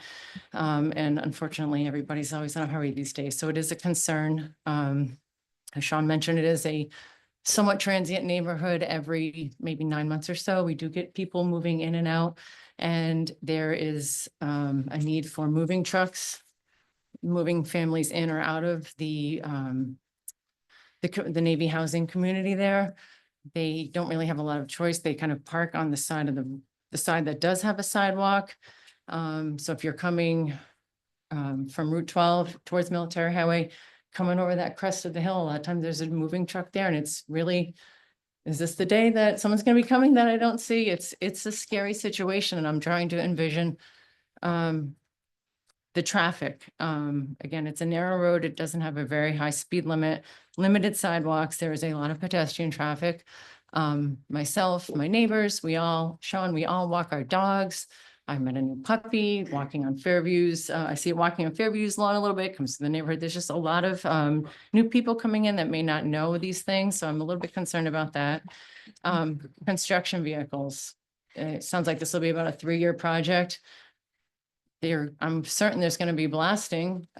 Where's all the dirt going to go? Some big trucks are going to have to haul it out of there. Delivery trucks. I see Cisco trucks going by, 18-wheelers. They're delivering food, medical supplies, with an increased capacity. I'm sure that the need for deliveries will also increase, exponentially with that. Emergency vehicles, again, another concern. It's a narrow road, more people, more problems. They are older in life, they can have more problems. More increased emergency vehicles on the street. The staff vehicles. So I said a question, did the trip generation, did that include just the resident traffic in and out? Did it also include staff and delivery and construction vehicles like that? Because if it's just residents, you're right, there are probably not a lot of people driving in and out, but even 20 extra cars an hour times 8 hours a day, 160 extra cars. I mean, this is a residential neighborhood. It's not a highway. And it's scary to think about. Visitor vehicles, it's a lot of residents. I'm sure they're gonna have family that want to come visit them. And I believe the proposal talked about 463 spaces, which I was actually glad to hear that it's a very creative use of this space with the underground parking. That sounds like a really good solution. But again, there's blasting that's going to have to happen. My neighbors across the street at 209 Lestertown Road, they're here. That the previous construction, someone came and took pictures in their basement because they're on bedrock. I guess I don't know all the details of their personal situation, but I know they did take photos. Because they're concerned of all the blasting, is there going to be an impact on their foundation? That will happen during the construction. The other thing I wanted that kind of stuck in my mind is there's many developments going on. There was Sealy School is a very large property. I know there's talk about Pleasant Valley School being turned into another large condominium. I mean, we hope, we don't want to be swallowed up.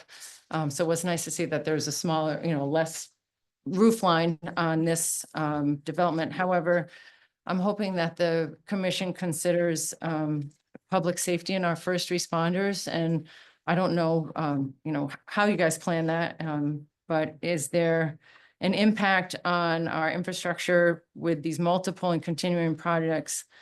And are our resourcing increasing? Is there funding going to our police and our fire fighters and the emergency responders? Because there's more people. And like I said, just the natural tendency to be more public safety concerns. And I'm sure that many, or at least a portion of them volunteer, and we certainly don't want to lose people to, just being overworked by that. So those are the main points I wanted to raise. But again, everything seemed to come back to the traffic. It seems that currently there's a lot of no truck signs allowed on Military Highway. So I'd also like to have a little bit more information. It sounded like they might be expanding the Horizon Drive off of Military Highway. That would be great, because it would be so unfair for the residents of Lestertown Road to absorb all of that construction vehicle and all of the delivery vehicles and all of that traffic when there is an alternate entrance from Horizon Drive. And it seems like it would be more fair if they're reaping the benefit of all that, then they should also have the burden of the traffic, not just be on Lestertown Road. Thank you. Anyone else wish to address this? Anyone on the website you want to talk to us, raise your hand. Yes, we don't. Don't see anyone, right? No, I don't see any hands raised. Okay, so I'll open it up then to commissioners. If they have any. Could I respond to some of the questions? Well, I like Would it be to, helpful? I think it would be good for us to open up to the commission, Sure. and then we can go back and you can, Get all the questions. yes. that you know. So we'll start with you, Hal.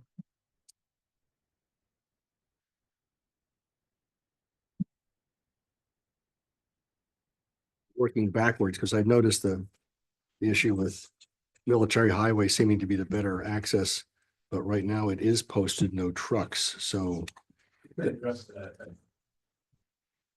Oh, that's an issue I Well, got some pretty important news about. that. yeah, why don't you write, I don't know if you keep track of it, you just write it down for something. it won't be a long list. Yeah. but- When- That's a good one. I also wonder what, if it was taken right near on Lestertown Road where the motorcycle safety course was the old Navy Lodge, and that was a huge traffic generator, and now it's once in a while a bunch of guys on motorcycles. So I know that didn't go farther, but I stayed at that lodge when it existed, and there used to be a lot of traffic, and that's all gone. So the total capacity probably is not too bad, but I understand the issue with you finally got rid of it, and now here's this other thing again. Yeah, right. A couple little details here. What is, this is one that I'll have you, I'll just get a quick answer for this one. The size of Stone Ridge compared to this. Anybody know? Similar? I'd say similar. Okay. All right. Oh, it is, yeah. Is what? Sorry. Is larger. Okay. Right. Okay. And just from my experience in terms of total traffic generation, just He designed Stone Ridge. I did. oh, your office did. Okay. Right. Yeah. They speak with some authority. Nice job. But the total actual trip generation in and out of that driveway, you never see two cars in a row. So it's just, I understand that. So I agree with the idea that so long as you can address the idea of how many supply trucks and other things are going through compared to just the occupants. I know the occupants are not driving around very much. They're jumping onto little buses and things once in a while. It just doesn't generate something as massive as Stone Ridge, just doesn't doesn't generate any more traffic. And then when we say a maximum of 20 cars per hour, that's one every 3 minutes. That's so negligible in my mind. I'd hate to see it, but if it's a truck every 3 minutes, then it's a problem. So I have to have that identified. Just want to make sure that you've got emergency generators. And I just want to make sure on the record that the only reason they turn on is in an emergency or a monthly checkout, as opposed to being, oh, hey, we've got them, now we can do peak shaving. So just want to make sure that's not the case. We've been there. With regard to the roof line, in general, I love the project, so I don't want you to think I'm trying to do anything about this, but I understand what the idea of the way we define a mansard or a gambrel roof. Okay, so mansard roof was originally developed to skirt a taxing issue, and this is a similar thing. We'll do a mansard roof, and that will make the whole roof this high, and we only need to do in the middle. So I'm going to want staff to at least comment on that as to how we're really defining it and how much dormer you can put into a mansard and how vertical the last section of the mansard can be before it's just a wall. And I don't think we've defined it very well, and I think you might have just skirted that. I'm not that concerned, mostly because the biggest, I'll call it infractions, where you're really pushing the limit, tends to be on the west side, away from any traffic. So you guys wouldn't have even noticed that if he hadn't shown it to you, but we did. But I commend the idea of using the mansard roof as also a complete screening. We don't have anybody from sub-base housing, right? There's nobody here.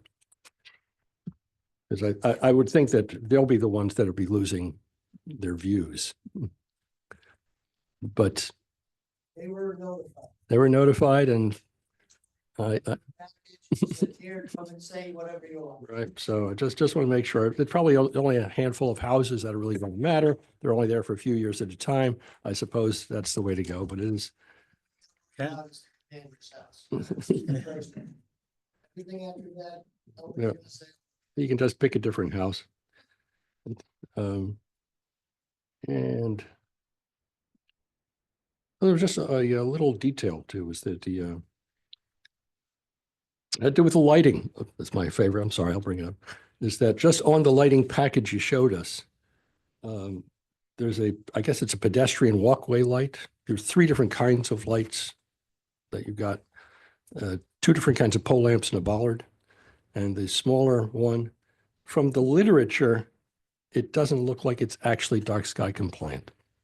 So need you to make sure when you come back that it has that in there. It actually has language in there which talks about having horizontal beaming light that then it controls with a lens. Okay, so it's not dark sky compliant. So maybe it really is, and I think it might not quite be. So just adjust what you got to do that and make sure the documentation's in there.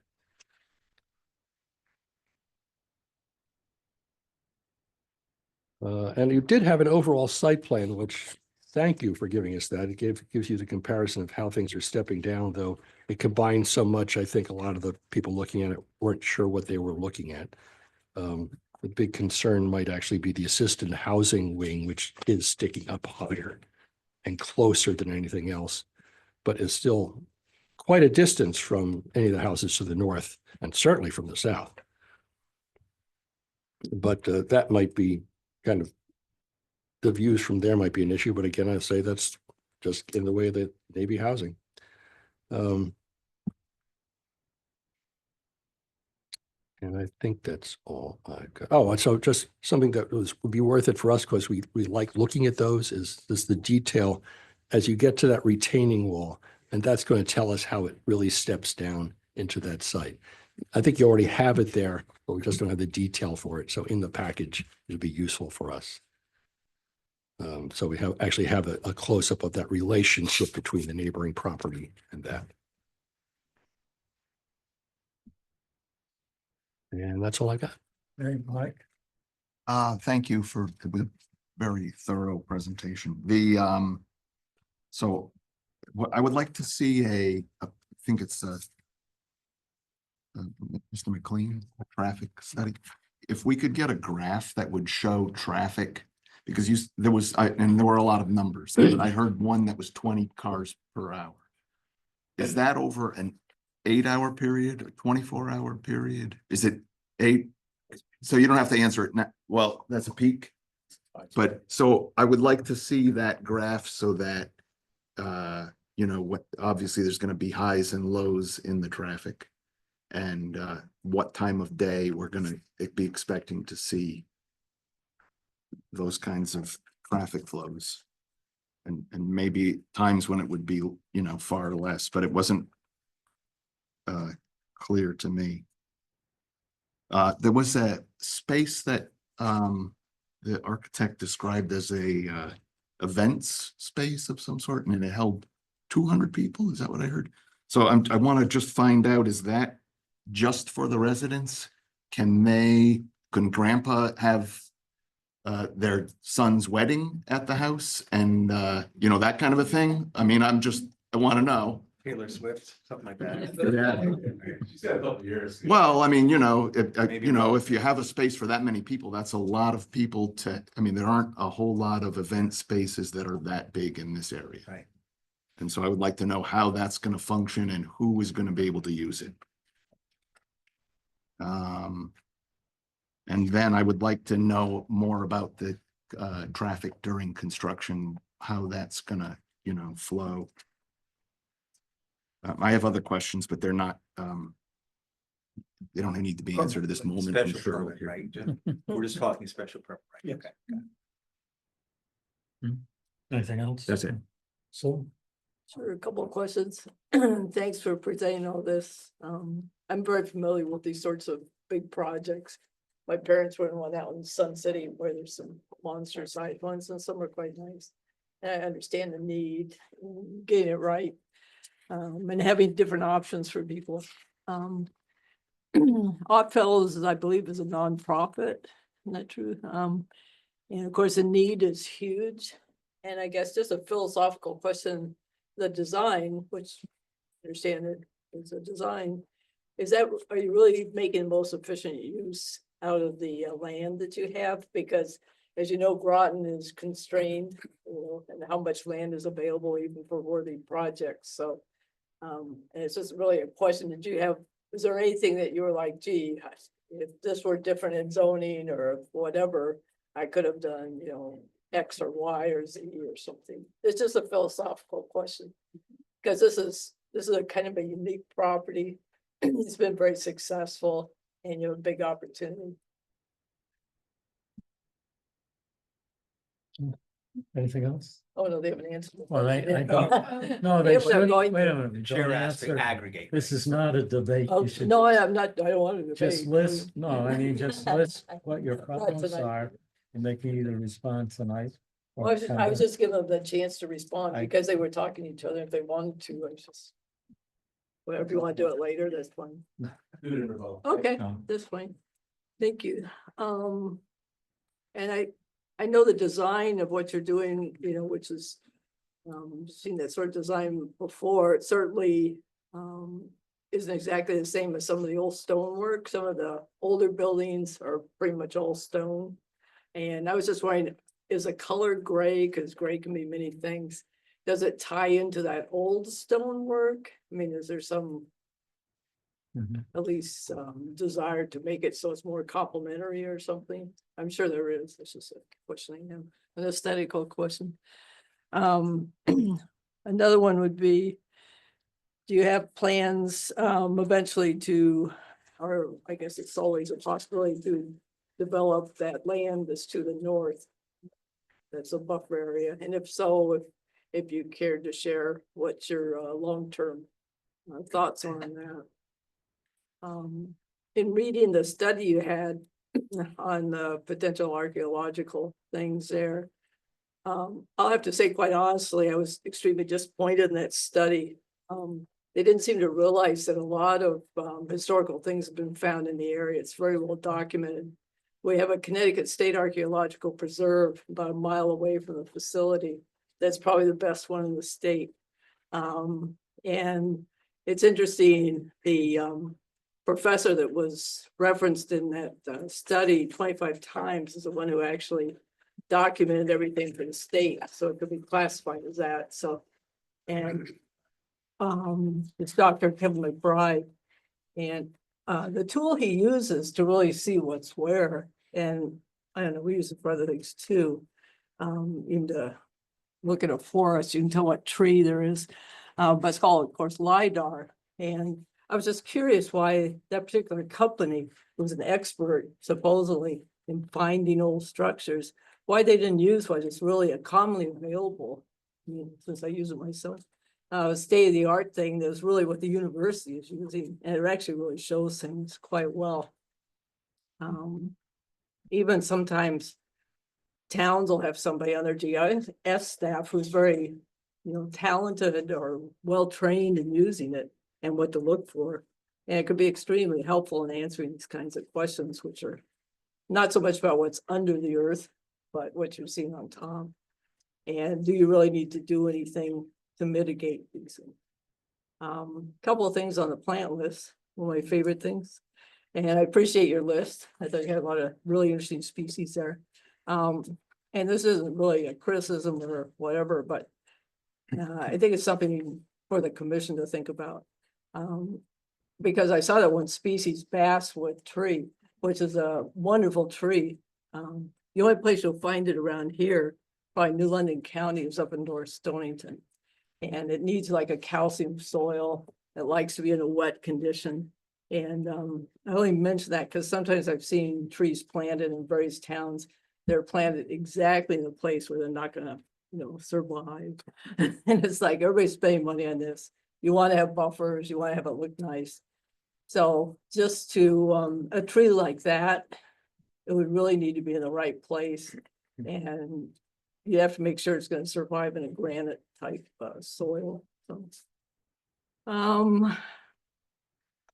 let's see. One question, Deb, do we have to, or does the applicant have to mark where large trees are? Yeah, remember we were talking about that? Because I didn't, maybe it was here, but I didn't see it. So they will define the tree line. I mean, essentially, all of the area where they're developing will be cut. And we will leave a tree line. That's for the site plan.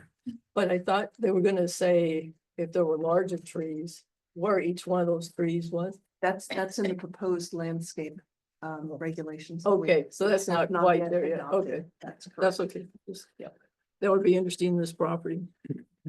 For the building roof, is there going to be any use of solar by any chance? You got one of the bigger roofs around. Everyone's looking to cut costs on electric things. Let's see. Oh, just one more thing on the archaeological survey, just maybe some more details on if you're gonna do a follow-up, what's gonna be involved with that? Are you gonna use different methods, or when would it take place? If you found something, is anything really gonna be done? People are sometimes very skeptical about that, but one other thing, was there any blasting planned for this project? Because sometimes neighbors, understandably, are very concerned about both living with it and of course seeing the effects in their basements and all that. We've had, this is, how Groton is, it's basically a lot of bedrock too, so it's come up again and again.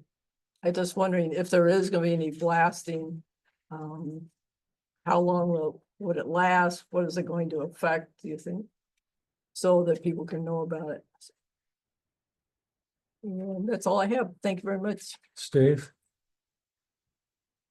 Being on the last, everybody steals my thunder.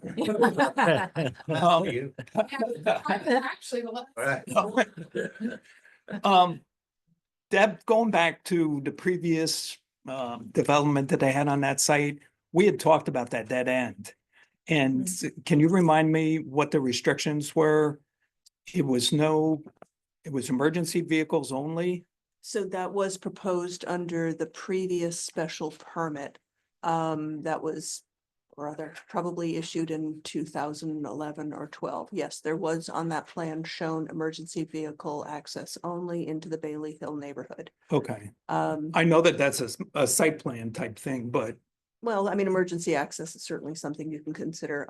Initially, when this application was proposed, they did propose emergency access only into that neighborhood. And as you could see in my staff report, they had the fire marshal's support on that because of the difficulty of getting up into the Bailey Hill neighborhood. They would have been happy to have another way to get in there. The latest revisions that we've received, that has been removed from the plans. So there's no access proposed at all into Bailey Hill. even by emergency vehicle. Correct. Okay. And then Horizon Drive, I think, again, we had made that the primary access for all construction vehicles. How are we doing on this one? I think Attorney Sweeney can address that. Okay. And he will be able to address that. All right. Traffic. I'd like to know how many new employees are expected, and it's, you know, again, the overlay with the number of deliveries per day.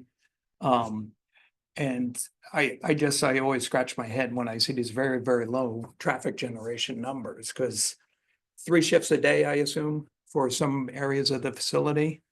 And, you know, at least on shift changeouts, I would expect, you know, a significant number of people to leave and come and go. But you can address that.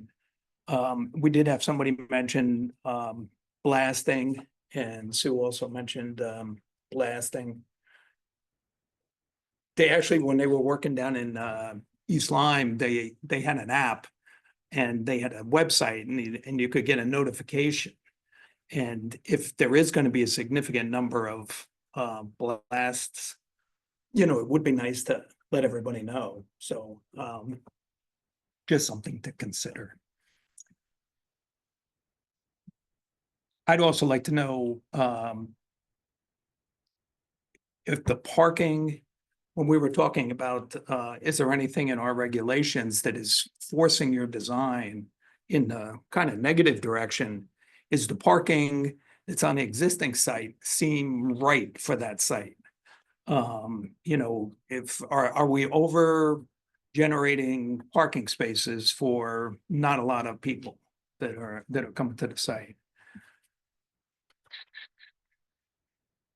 Meaning the algorithm possibly should be less for this site, is that what you're saying? Well, I looked at the, you know, the site plan, and there's a god awful number of parking spaces, you know, and that's all impervious surface and everything else. So, you know, looking at what they have right now, does that work? Does it seem like there's always 3/4 of the parking lot empty? You know, just for talking purposes. I was kind of surprised when you said that everybody has furnaces in their own units. You know, now the conventional thought is to use heat pumps. And I was just wondering if there was, you know, a common thread for that, if it was cost or, you know, visual. I know that could be a visual thing also, which I'm okay with. I also had a question about the generator. Is that only going to be run during the times of power outages? And I think that'll do it. Okay, Kevin? Sure, I had a couple. So we'll just start again with traffic, right? And that seems to be one of the largest concerns. So I know the restrictions, like everyone else has mentioned here, which I'm sure Attorney Sweeney's going to address on Military Highway. But what I would love to see, if you can have some sort of display as far as where the construction vehicles come in, where the ambulance vehicles come in, et cetera. I live in a downtown area of Groton and Mystic that we have a very overabundance of emergency vehicles, which has become very disruptive in ours.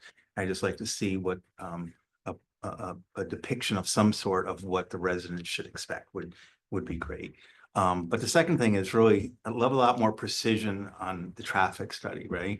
So if you have 463 parking spaces, whatever it is, it seems very low numbers. So as other people have mentioned, are those numbers, including the Cisco trucks and the ambulances and the physical therapists and all the other people that are coming in?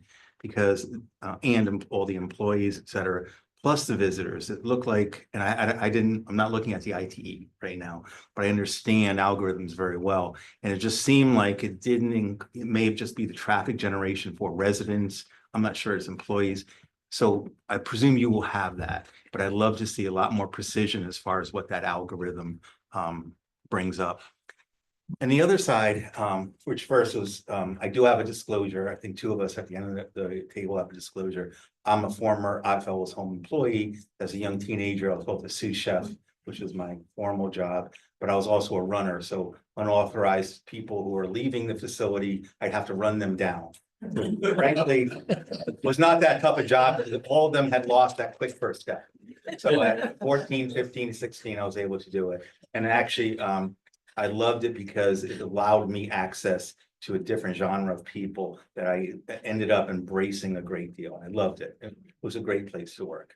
So I'm very happy to see that within the town of Groton, this is taking place, and you guys really did a great job on it. But I'd love to see from, and I'm looking at it now, whether it's Star Hill or it's Boardson, the views from there, from that side, like if you can see a pictorial, if you're looking toward the Thames River, what are the people, the neighbors really seeing from that particular area? I'm not sure you can show it. I mean, you show great pictures. View corridors? Yes. Yeah. Like a view corridor and different aspects of a couple different points, if you could show that down. Because also, when I take a boat up the Thames on my starboard side, I don't see your facility. So I presume you see it very well from New London, but I think it's going to be beautiful. I just think that allows neighborhoods to say, I get it. I get what I'm going to be looking at when this is done, because when I look at the buildings, it's just, a great job. And then when you discuss the generator and the trash areas, is that a covered area? And how close to the neighborhood is that? So are we going to see a lot of the trash trucks, come in every morning, which is in my neighborhood, it's like they're all over the place, right? So I just like to see whatever that generation is, and so that we know that prior to coming into this project. And that's it. Thank you. Lauren. So I think a lot of what I had to say was taken care of. Appreciate that, guys. Disclosures, I am a direct abutting neighbor. I live on 31 Boardson Road. I am a previous employee of Fairview Nursing Home. I worked about 10 years ago, worked in the therapeutic recreation for the dementia ward there. And I also am a previous donor to several of your Sapphire Galas and attendee. So getting that out of the way, we can start with the traffic. And I want to bring a little bit more concern, right? Typically volume is an issue. And I think that the particular concern for this neighborhood, more so than the volume, and this is not something that is Fairview's responsibility, I will say necessarily, because this is really owing just to the history of how this neighborhood was built up, from chicken farms to Navy housing, right?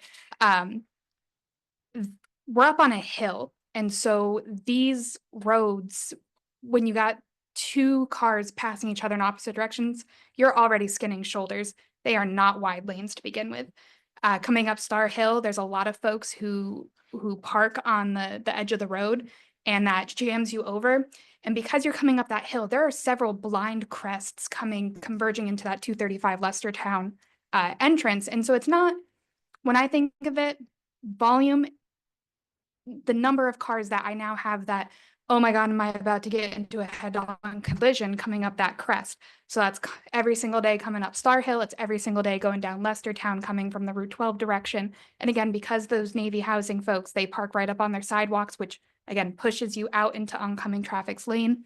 I will say, I have a son who takes the bus.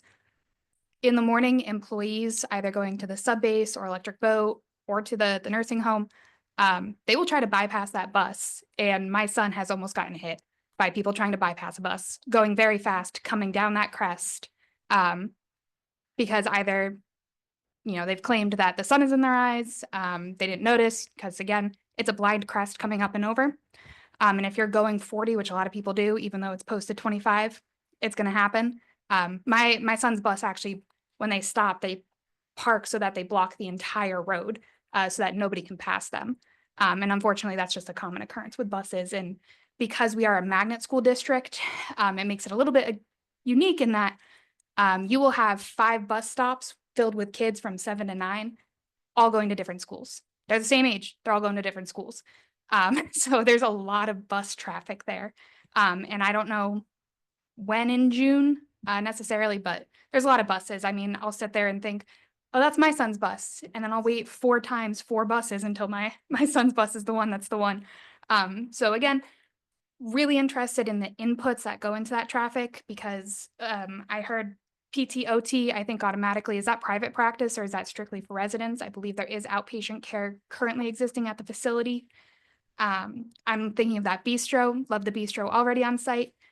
So the question is that an additional restaurant or is that replacing the restaurant currently on site?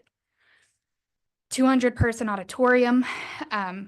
Is this going to be private? Like, can the public come and lease that auditorium space? I know that there was interest in the community formerly to have an additional event space. They were looking at it for Mystic Oral School. They wanted a place to do theater and all sorts of stuff. Is that maybe now something that those groups are going to look at coming to Fairview for, renting that hall for facilities? And then you have 200 audience members. I mean, I heard marketplace, so I'm assuming that allowing some kind of commercial activity to be occurring. Did the traffic input account for all the folks who want to come buy whatever wares are being sold at this marketplace? Just these sorts of things. I do appreciate the COVID traffic's a little bit different than traffic today, especially if you're thinking about those kids who are not doing necessarily at-home learning anymore. They are going to school 5 days a week, most of the time. Let's see. Just want to make sure I got everything. I'll shift slightly. Bikes, we talk a lot about wanting to increase bike use in town. I didn't see anything here. There are a lot of, I like to say 62 is the new 50. I mean, 30, people are healthier, younger. And even if you are increasing your age, I see a lot of folks in this area on Military Highway, bless their hearts, biking. I could never, ever have the courage to bike on Military Highway or run or walk. But we're in 265 units. That's 265 new people minimum. Not all of them necessarily going to be active, but some of them might want to have that capacity. And, if you're working on your cardio, living at the top of the hill is a good way to, get into shape that way. So I'd like to learn a little bit more about the bike capacity. Are we doing bike lanes around inside the site?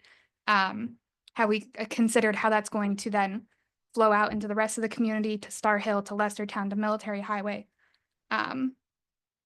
Solar panels were asked about. Furnaces, oil furnaces? Is that what we're doing? Natural gas. We'll get to it.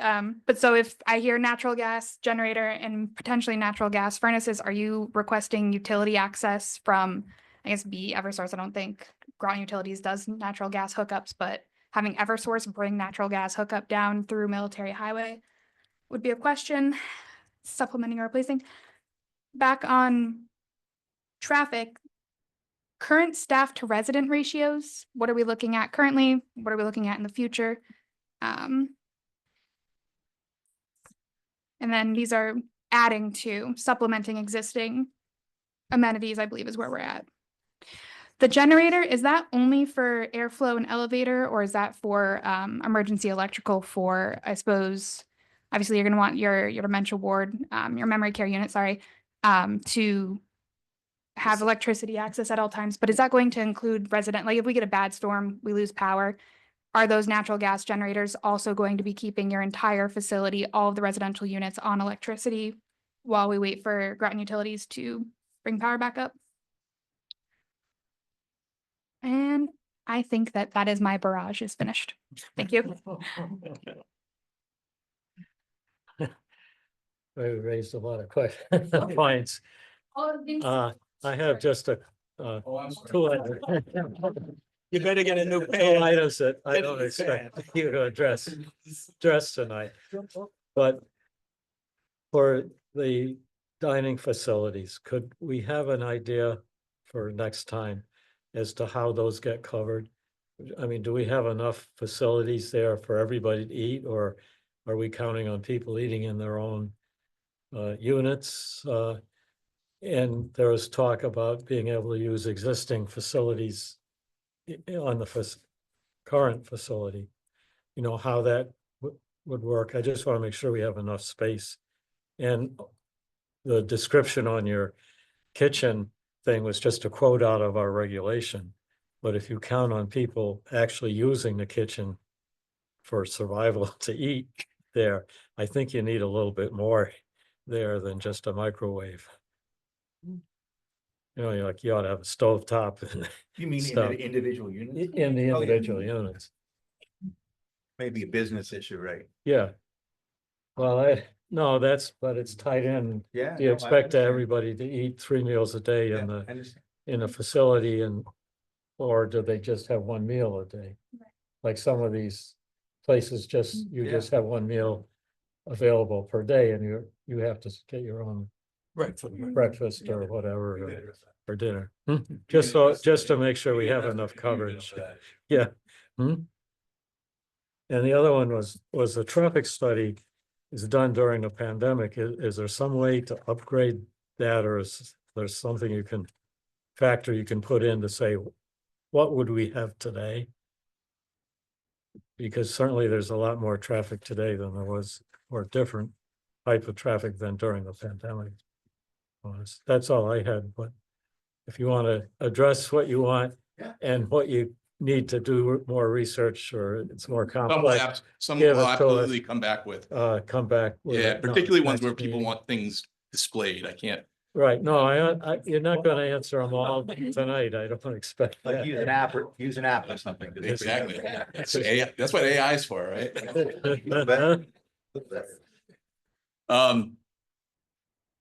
Bill Sweeney again, counsel for Fairview Oddfellows. I've got a whole list and I'm going to try to go through them, and there's a lot of overlap. So hopefully as I go through them, I'll start to take off ones later in my list too. But I appreciate Deb bringing up the issue of the archaeological survey that we did. We did do that this fall. We did hire a licensed archaeologist off of SHPO's approved archaeologist list. So may not be the same person that Ms. Sutherland knows, but we did bring in somebody who I've worked with on a number of sites throughout southeastern Connecticut. And he did do an archaeological phase 1A study. That study recommends additional actual field reconnaissance, which means actual digging of test pits in some of the areas on the northern end of the site. This site, if you read through the study, there talks a lot about sort of pre-colonial southeastern Connecticut, but it also talks about this site being used for agricultural purposes in post-colonial. And it's not uncommon to find artifacts from that era, whether it be colonial artifacts, pieces, but garbage middens. I had one site where we found an old outhouse, area, which was not great, but it was interesting nonetheless. Lucky you. Yeah, exactly. One of the things that's important, and Brian touched on, is that this project, because of the area of disturbance, we're over 5 acres, we need a Connecticut general stormwater permit for construction activities. And so that permit itself requires SHPO approval and review. So SHPO will make us go through the entire archaeological phase, regardless of what you do. So the phase 1A is only the first step. So the phase 1B would be done before construction and before site disturbance. We will bring in an archaeologist. We'll probably use the same one we've been using. We have him on retainer, and he will conduct that intensive actual physical test pit data. And certainly if he finds anything, he's required to report that to the state archaeologist, particularly if he finds anything like remains or any significant archaeological issues. And then we work with the state archaeologist to deal with that issue, whether it's repatriation or whether it's preservation, cataloging, photos. I've worked on a bunch of projects like this. So rest assured, because of the size of the project, we've got to go through soup to nuts for the state, and we'll do it for you too. So a very reasonable condition of approval, I think, on the special permit would be that prior to actual site construction beginning and site clearing, that archaeological phase 1B needs to be done and accepted by SHPO, which is the State Historic Preservation Office. Mr. Shepard was the first of the public speakers. He lives over on Lewis Street. And I think Deb talked a little bit about this. In early master planning over a decade ago, we did talk about putting an access through the property to the northern end, connecting into the Bailey Hill neighborhood. That eventually in those master plans was shown as an emergency only access. When we started this process earlier this year, initially we looked at actually having an access road all the way out to the end of Virgo Drive. It is, first of all, expensive to do that. We immediately got some pushback from the neighborhood when we've had some of our neighbor meetings, which we've had over the last year. We shifted that to an emergency only with a gate. And we still had some additional concerns of just having that in the neighborhood. We talked with the emergency departments here in town. We talked to our traffic consultant. We talked to our civil engineer. We ultimately decided that to be a good neighbor, what we were going to do was to eliminate that. And that's why the revised plans that are before you tonight shows no vehicular connection whatsoever out to that neighborhood. Instead, we're keeping that forested. We're keeping a buffer of several hundred feet from the northern end of the development to that neighborhood and to that access out to the town road network. There are no plans right now for any work in that area. That being said, Oddfellows has been around for over 125 years. And if everything goes well and under Billy's leadership, we hope that Oddfellows will be around for at least another 125 years. I can't begin to speculate what might happen in the future in that area, but I can tell you tonight that we have no plans whatsoever at this time to do anything in that area. I talked with our lead architect, Eric Hartman, about construction. We are showing on our sort of construction timelines a 2.5-year construction sequence to build this project out. We don't believe that we will be in a position to build or even begin building to the second half of 2026. That's because the financing for this project and the issuance of certain revenue bonds that we need to do this project. So there's a long lead time to get there. So we're a ways away from even starting the project, and then it's 2.5 years from that. I can tell you without any hesitation that there will be no access through the Bailey Hill neighborhood during construction. There's no access after construction either. So that's not a concern at all. The access for construction vehicles was an issue that came up in a lot of our neighborhood meetings. I know Mr. Powers brought it up previously and very vehemently, his concern. As you know, Military Highway is signed for no truck access right now. So working with Deb and with her assistance, I reached out to the traffic authority this fall. We actually met with the traffic authority this afternoon at 1:30 p.m. Deb was in attendance as well.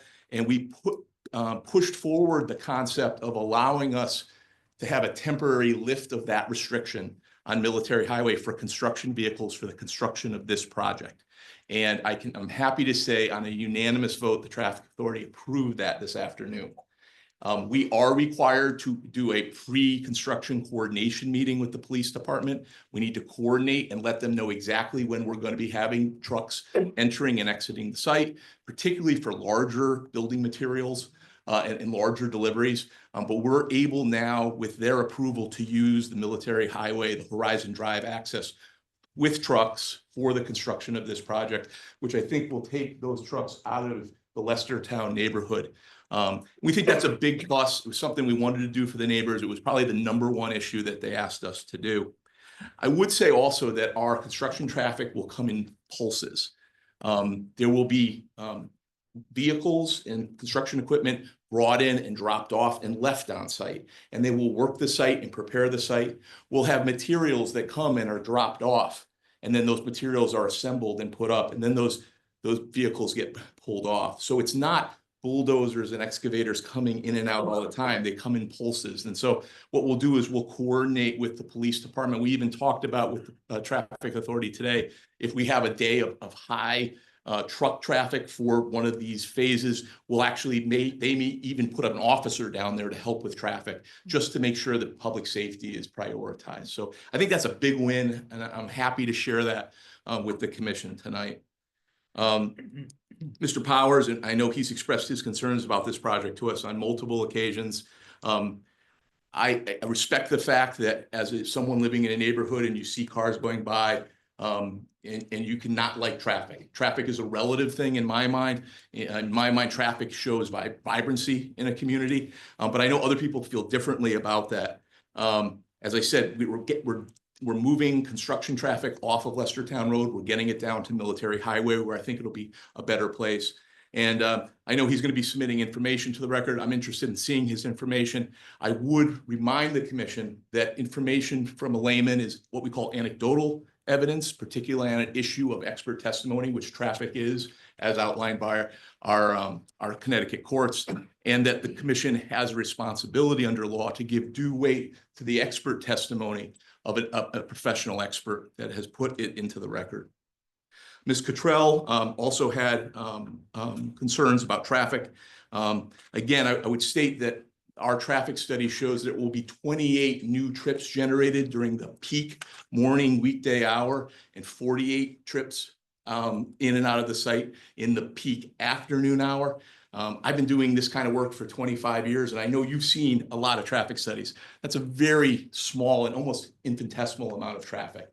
And I think you're going to hear, I'm going to ask in a second, Mr. McLean, to come up and talk a little bit more about those numbers and give you the detail. But from our perspective, this is literally the drop in the bucket type of development. These types of developments do not create traffic problems in neighborhoods. And I understand where people live and where they have their kids, there's an emotional attachment to that. But at the end of the day, this is statistics, it is science. These ITE trip generation manuals are extremely well done. They are spread out longitudinally over millions of sites around this country. And I've actually gone out and truthed these, and they're right on. It doesn't matter what the land use is. And so I have a lot of faith in the numbers that have been provided. At this point, I'd like Mr. McLean to come up, and Chris, I'd like you to focus on a couple things.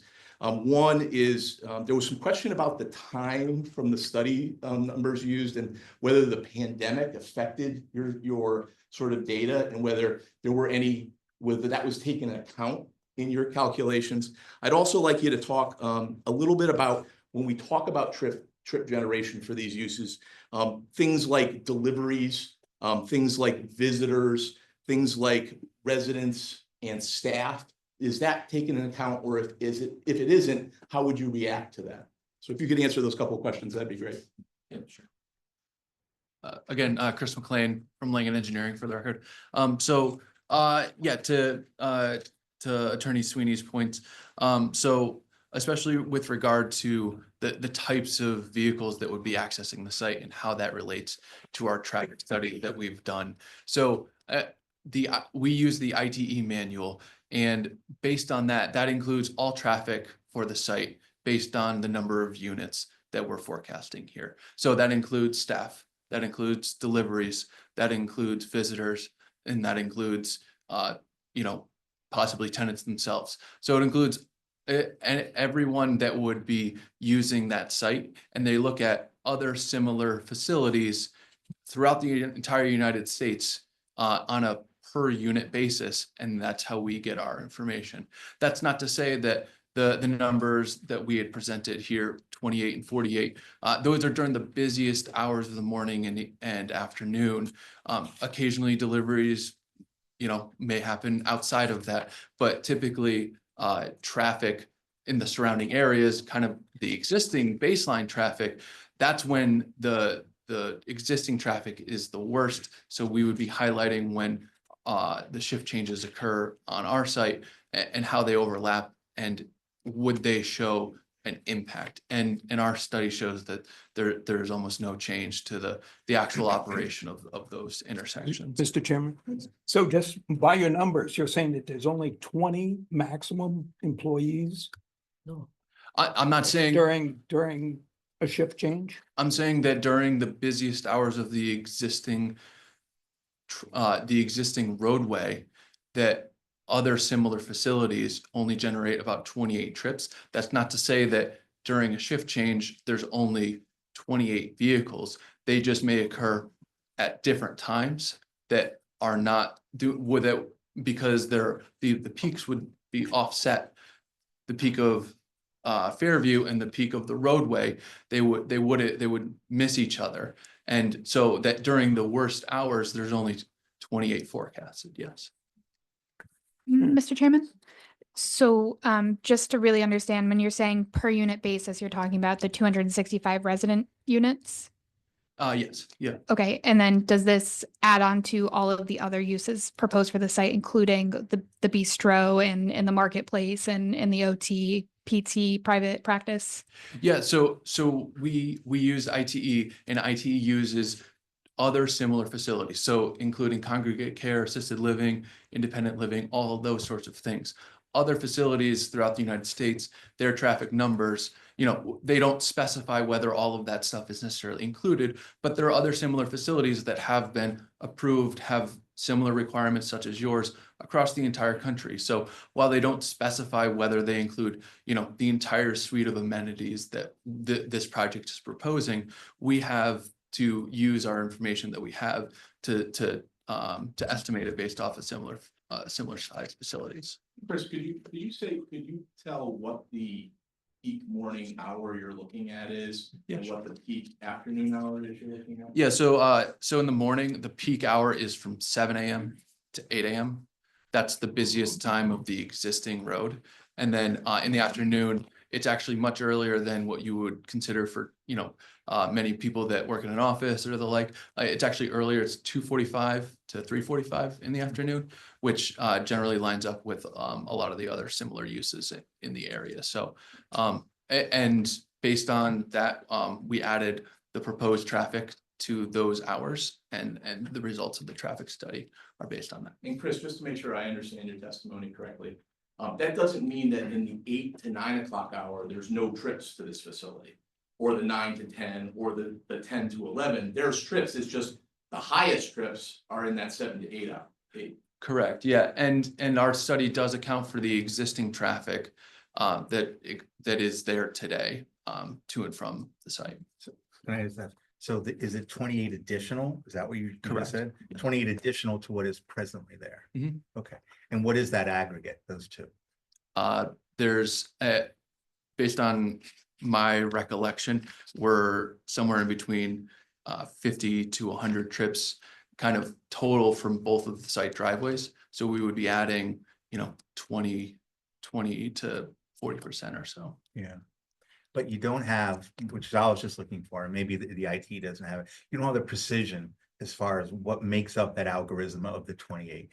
You don't have who's visiting, who's leaving within or residents. You don't have the trucks that are visiting. Do you have that type of precision in your data? So what IT is really good for is it's good at forecasting traffic kind of on an average day. Yeah. Of course, every day is going to be different. You know, it could be, you know, everybody in Groton decides to work from home that day.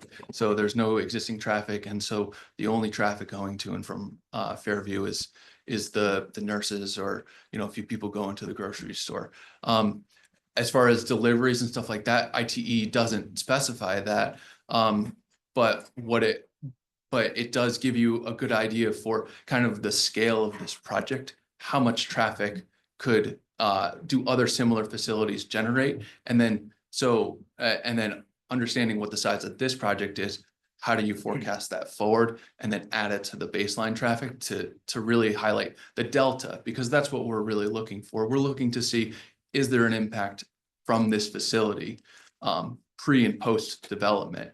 And our analysis shows that existing traffic operations are proposed to be maintained. Sure. And I'm just one question. Was one of those 5 Horizon Drive, that one of your points, you had 5 points of traffic, was one of those points Horizon? So ITE takes data from across the country. I don't know He's if asking no, one of your intersections. Was 5, that's correct. Was the intersection of Military Highway And and Horizon. Oh, yes, It yes. was, Yep. okay. Yeah, and then so that's how we have an idea of how much traffic is being generated from Fairview today. Yeah. Plus what we're forecasting. And do you have the breakdown of that 28 per of those 5 intersections, that type of precision? Yeah, and that's all included. Yeah. I did in my testimony, I did show, if you remember, there was a slide that had kind of circles with green on them showing percentages So that's kind of how we expect traffic to come in, kind of in totality to and from. Within the report itself, we show individual movements based on the volume of traffic kind of related to those percentages. So my final question, sorry. So within the buildings you've built similar in the past, have you tried to shape how that traffic will go differently? For instance, can you take your employees and say, I want you all to come in on Horizon? Would you, is that a special condition that you've embraced in the past? No, that's a really good question. So my engineering standards is we like to look at what traffic exists today and how traffic likes to come to a particular site, especially if it's already existing, right? If it's already in operation, we're not necessarily changing the driveways. How do people like to get to the site today? So we based our analysis solely on. Gonna go up What's that? proportionally. Right, yeah, so Tide, right. Tide, that's all it is, right? High tide, low tide. It doesn't make sense for it to come in Horizon because the two main highway access points are coming from Westertown and Star Hill. Right, but my point is, if say you try to force that as a business model, that was my only point. It's great testimony, thank you. Yeah. But as I said, you know, could you take that as a special condition where you're trying to tell everyone, you know, just like it's at a ski mountain, I want you guys to park here and come in that way. That's my only point. One thing I would say, Yeah. Mr. Feitel too, Commissioner Feitel, is I worked on projects where the intersection analysis aren't all A's and a couple B's. I've worked on projects where I've had C's, D's, E's, and even an F. And it's in those situations where controls on traffic motion are usually encouraged or proposed or mandated by a commission. We have a failing intersection and we don't want to put any more cars into it. Right. That's not the situation we have here, and correct me if I'm wrong, Chris, but we have a situation, we have high functioning, literally A's across the board with a couple B's scattered in and no change as a result of the project. Yeah. Okay, thank Yeah, you. no, agreed, yeah. Thank you. Can you also talk I'm about good. the pandemic? Yep, that's what I was gonna get to, unless there's any other questions. One of the questions, I think one of the commissioners and maybe some of the public mentioned was with regard to COVID adjustments or the like. So I want to assure you that we counted the existing traffic during 2024. So only a few months ago. It was when school was in session. It was during kind of an average work day. We looked at the town calendar to make sure there wasn't anything kind of special going on. When I referred to older years, I was looking at accident history. So general engineering requirements show that you should really look at an entire calendar year. And unfortunately, when we did the study, we weren't at the end of 2024. So we only had 2021 to 2023 to look at the last 3 full calendar years, right? And I've done a handful of studies, many studies this year for other particular sites across Connecticut. And I can say that 2 accidents over the last 3 years is very much on the low side of other areas of Connecticut. I've seen other intersections that are just as accident prone pre-COVID as they were during 2021 through 2023, and less, or on average over the 5 intersections, less than 1 accident per year is very good, even despite in 2021, I would say there might have been less traffic, but that's just accident history. We have to look at the trends and the data available to us. Chris, you didn't use any modifiers on your traffic counts for the pandemic. I know that when I was doing projects in 2021, 22, the DOT actually specified to increase your traffic counts to put a pandemic variable in. That's no longer necessary, correct? Based on DOT guidance. Correct, yeah. And so if we were using older data, that might be a thing. We're using 2024 data, and now DOT guidance is with no adjustments. So the data we used here is the data that the DOT is requiring us to use kind of across the board. Right. So you didn't what we call condition the data, right? I get it. Thank you. May I ask one? Yes. That traffic. When you give the letter grades to these, you're doing intersections. But from what I'm hearing, it's not so much the intersections that are a problem, but like Lestertown Road. Do you what would the kind of, because when I come up Lestertown Road, I would give that a D or an F if there was such a thing. But I don't know, how do you look at not just the intersection where things may be able to move through the intersection, but what happens between the intersections? Right, so that's a great point. So when we're giving letter grades, there's letter grades for intersections, and those are probably the most conflict prone areas of driving, right? Is when there's an intersection and there's potentially, geometric concerns and stuff like that. A typical roadway, one lane road, the highway capacity manual that is kind of the guiding principle for a lot of this modeling that we do. They say that one lane of road in each direction can handle 1,900 cars. And so in 1 hour. So the throughput on your standard road is almost 2,000 cars per hour. So when you're looking at, roads that are generally low volume, if you're anywhere close to that 2,000 cars per hour number, you're starting to see lots of congestion as cars move down the single lane road. Obviously, if you add more lanes, you can handle more throughput. But so when you're looking at a lower volume road with, much less than 2,000 or 1,900 cars per hour, I'll use the real number, much less than that, then, you're not getting close to what is called a degree of congestion. Actual geometric conditions may vary that number, but I don't believe that we're anywhere close to 1,900 cars per hour on a single lane road. So I know that I hope that answers your question. But your A, B, and F, they're on the intersection, not the road. Correct, yeah, and we looked at individual approaches too for those. Sometimes with traffic signal intersections, you grade the whole intersection, kind of overall how it's working. With a lot of these stop sign controlled intersections, you actually have to look at where people are approaching the stop sign from each direction and grade each approach, because there could possibly be ways for people that don't have to stop. The people kind of on coming out of the driveway could never find a gap, and that's not the case here. People can generally find a gap, and they're A's or B's from each approach. Mr. Chair, if I may.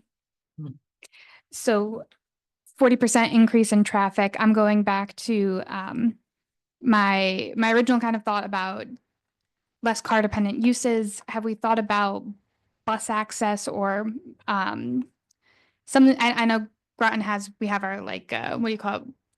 Spot transit, but bus access in general. And I'm thinking I already anecdotally see employees waiting on the corner there of Lestertown and Star Hill for pickups.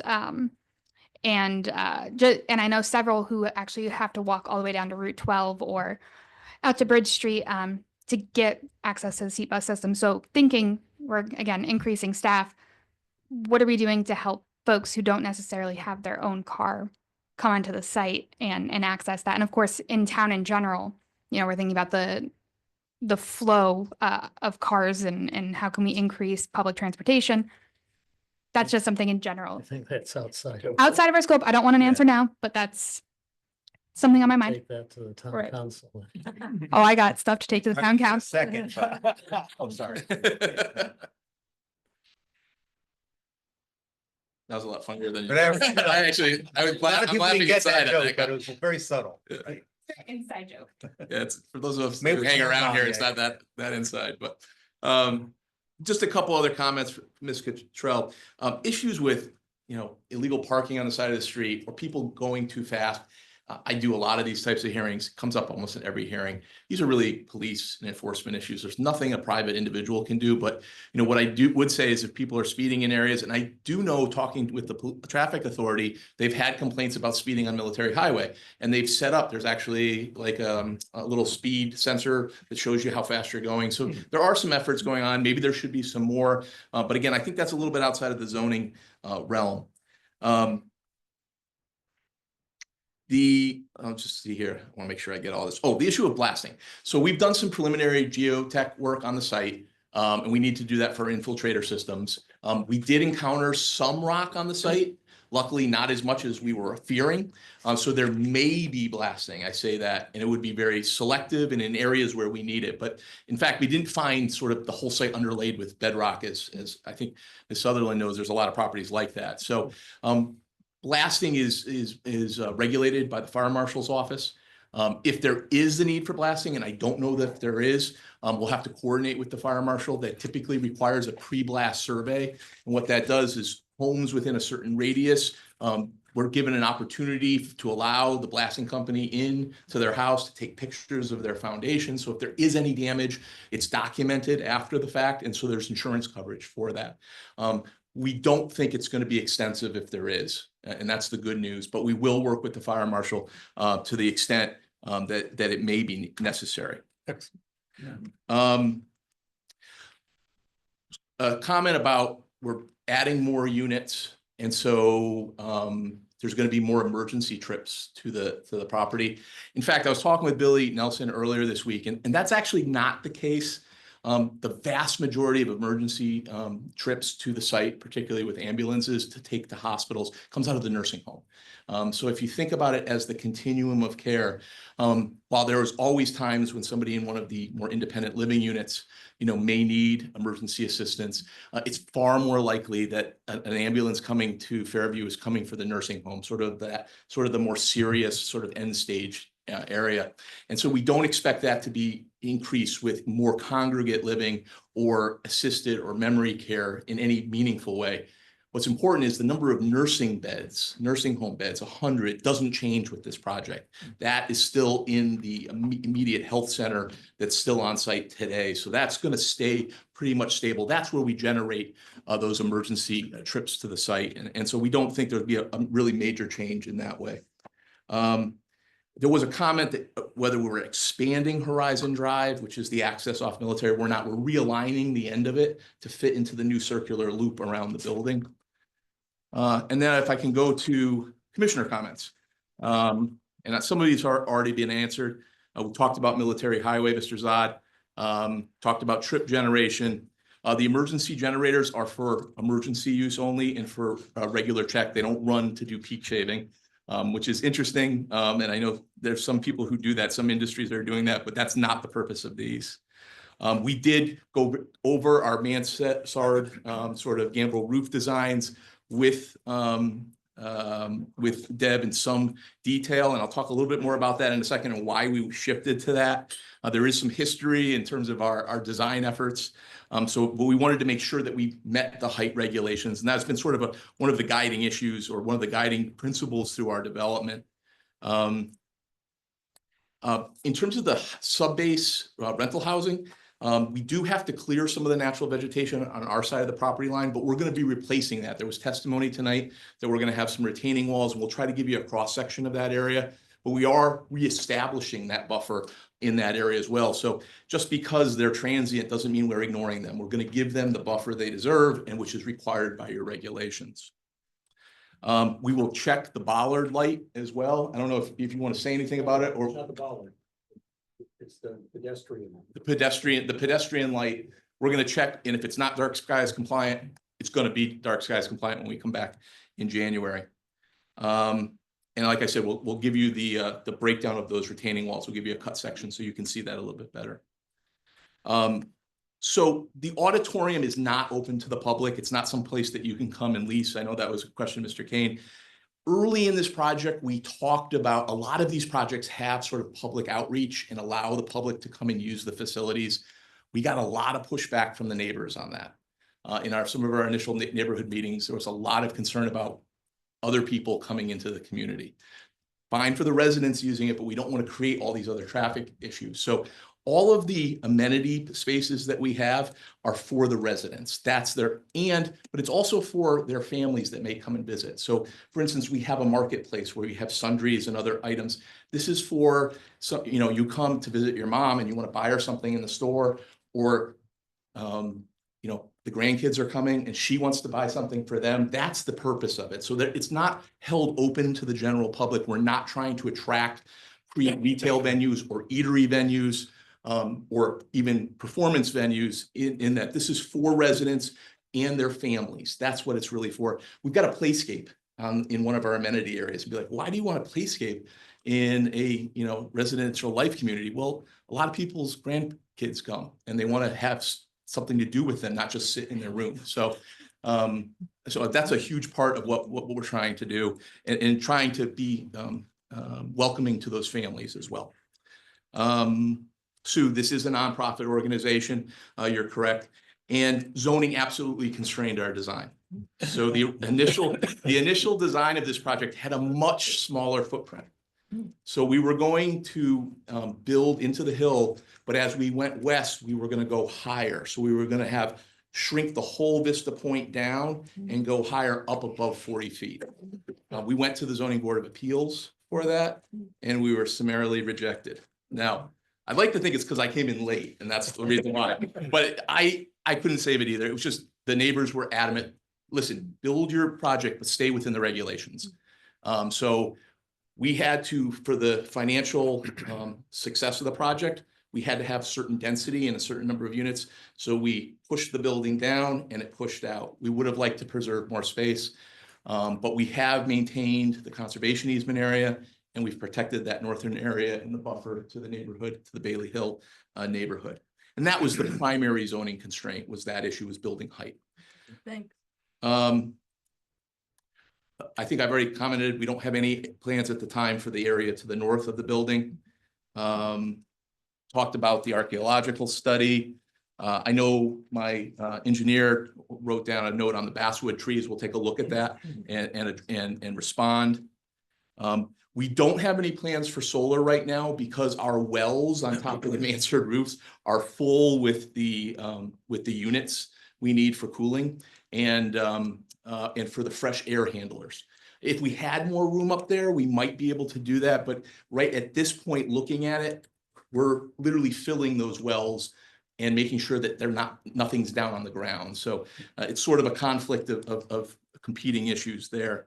Along those same lines, we're not using heat pump systems. I think, Stephen, you asked that question. Heat pump systems also require chilling towers, and the heat pump systems for those chilling towers may not be able to be put on the roof. There's also some concerns in this type of building with the air handling systems with those because of Legionnaire's disease, which runs rampant in some of these types of facilities. And so it's actually, they move away from the heat pump systems and those types of air intake systems because of that issue. So these units, these natural gas furnaces, they're natural gas, are picked specifically to avoid and to work with the fresh air handling system. It's just something that's very unique to these types of communities and these types of buildings.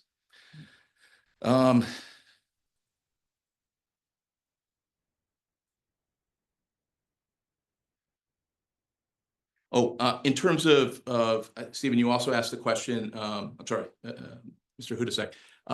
There was a concern about how is the parking work? So right now we're parked under your regulations, and the parking works really well at Fairview right now. There is not an excess amount of parking, but there's not a deficit either. And I can actually, testify myself to that. Over the last, I've probably visited Billy, a dozen times over the last 6 months for various meetings. I'm always surprised on how full their parking lots are, but there's always a couple spaces for visitors as well. So I think the parking count is actually pretty right on for these types of facilities. So that was not a design constraint for us. Good to hear. But we've tried to not create as much impervious surface by putting as much parking underground as possible under the building. So that limits the amount of pavement as well. Does Eric or Billy, do you want to talk at all about new employees for the Vista Point? How many new employees Fairview may have? Are we too early for that? Do you have anything you can share? You just give your name for the record when you speak. Hey folks, Billy Nelson. If you can come up here and speak, that'd be great too. Okay, sorry. I know. He's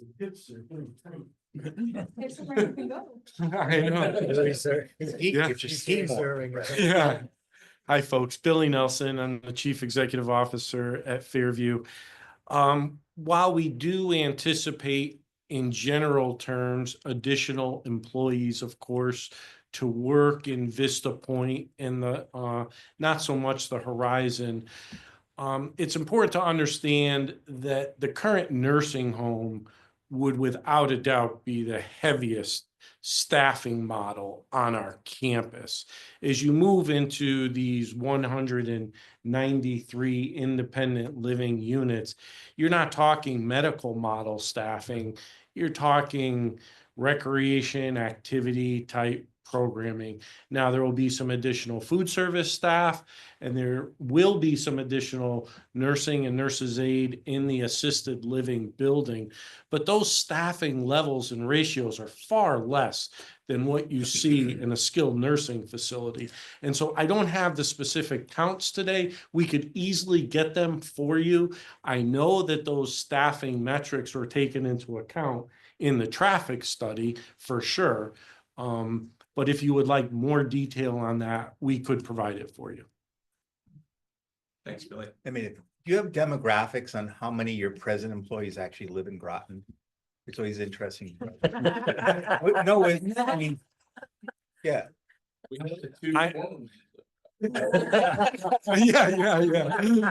And speak highly of the place. Yeah, no, I appreciate that. I would say that the majority are coming from the immediate Groton area, if not just a little bit outside, especially that direct care labor force, housekeeping, maintenance, laundry, nurses aides, nurses. The bulk of them are coming from our immediate geographic vicinity. There might be some exceptions to that, of course. You're welcome. Just a couple other items from Commissioner Feiftel. Certainly with the opening of military highway for construction vehicles, we can work with the police in terms of wayfinding signage to direct construction vehicles. And there's a pre-construction meeting that's required for all major projects here in Groton, where we meet with our construction. I think we even have our construction guy picked out at this point. So we'll coordinate with them to make sure that that's used as the construction entrance. The issue of view corridors in other neighborhoods, that's something we'll talk about between now and January, if we can maybe think creatively on how we could do that to show that, because I think the point you bring up is a good one. Is we took a lot of time in trying to site this facility in the one area of the site that would have the least amount of impact to our neighbors.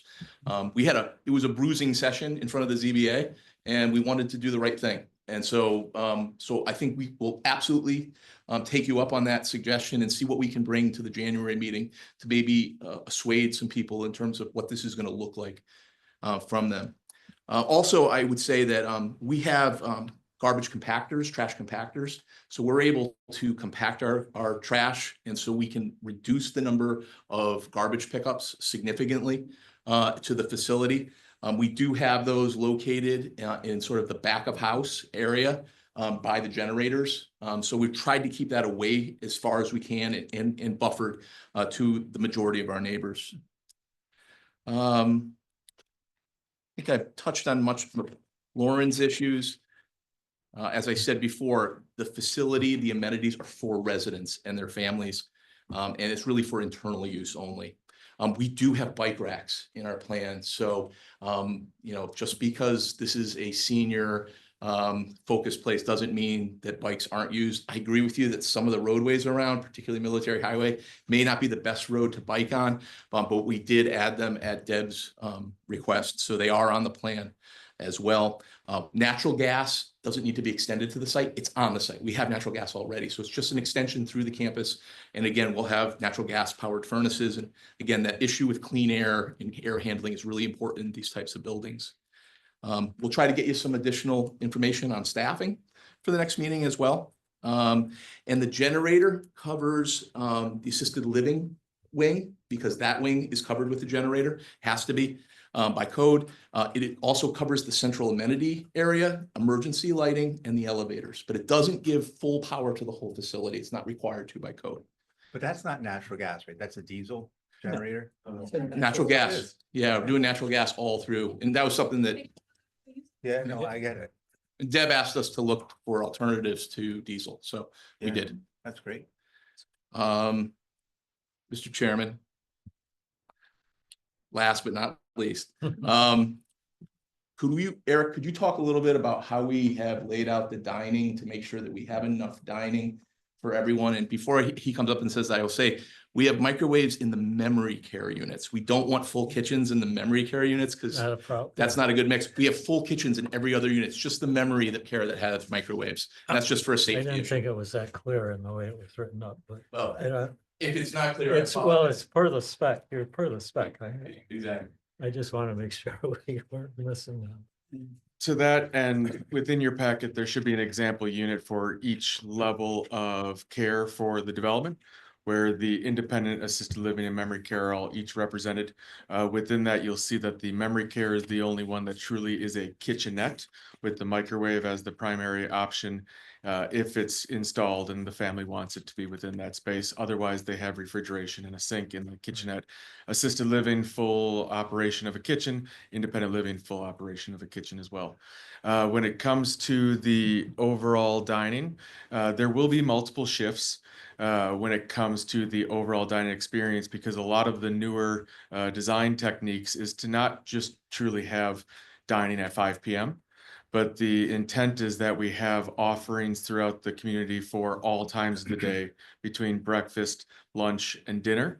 So the individual who might prefer to have a lunch meal versus a dinner meal during the week and save their dinner excitement for Friday and Saturday are accommodated throughout the community. So it's not that each individual dining space has enough room for every resident, but there's room for all of the residents to eat over the course of the dining hours.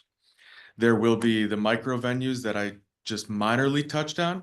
So instead of the more traditional model where everybody's coming to what feels like a cafeteria, you're in fact traveling down to that commons amenity to restaurant style options, where you can go for your white linen dining in the main dining, your private dining options, your pizza related dining venue.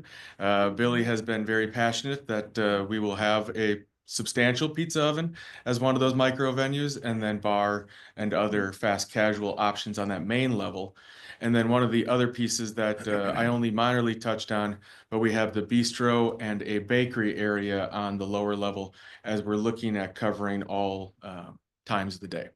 Aside from those options, which are for all residents throughout the campus, their visitors, their friends, their family, we also have the specific dining options for the memory care, where that household is designed to accommodate dining sequences for the 24 memory care residents. And then the assisted living also has a dining option as well. While they're welcome to come down to the commons area for all of the other dining options, at some point, mobility becomes a hindrance to good health and good dining options.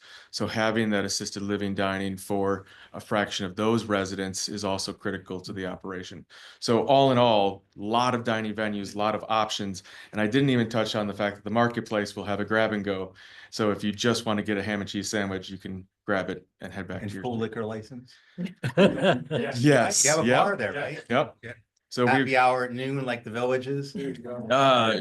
we don't commonly make reference to the villages, but we will have a liquor license bar area and then the clubhouse on that top. As you know, they have the Club 92 right now already, so that stays, that's not disappearing, that's remains part of the campus. The options on campus today continue to be on campus, and then we're adding to it. Was there anything else that you wanted me to touch on?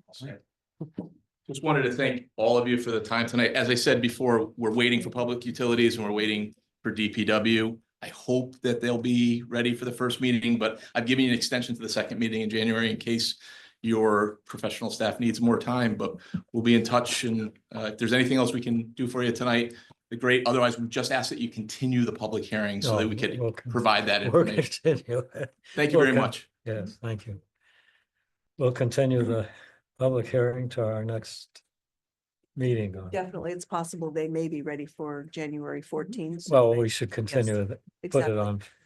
I just want to note one other thing here. In an attempt to keep your agenda packets as small as we can, When it comes to stormwater reports and traffic reports, we generally just send you the narrative. But on the website, you will find the entire document if you really want to dig into the graphs and the numbers. No, that's a good idea. Yeah. It's a good idea. Yeah. Thank you for, Thank you. I didn't know that. So I guess our next item, public communications. Do you need a want- motion? Yeah. Oh, we want a motion to To continue it? continue, right, Do to a we? date certain, that's right. Okay. Yeah, for sure. So what's the date? The January 14th, 14th. 2025. So I'll make a motion then to continue the public hearing to January 14th, The second. 2025. So moved and Second. seconded. Any discussion on the motion? Hearing none, we'll vote on the motion. All those in favor say aye. Aye. Any opposed? Any abstentions? Motion is carried unanimously. Thank you so much, and I hope you all have a great holiday. You too. You too. Okay. Public communication. It doesn't seem like the ones. But that's what I was trying to say, like. Public it's not communication. like These giant things I'd that. like to continue on, but the meeting's not adjourned. Oh, sorry. It's- Kevin asked a question, sorry.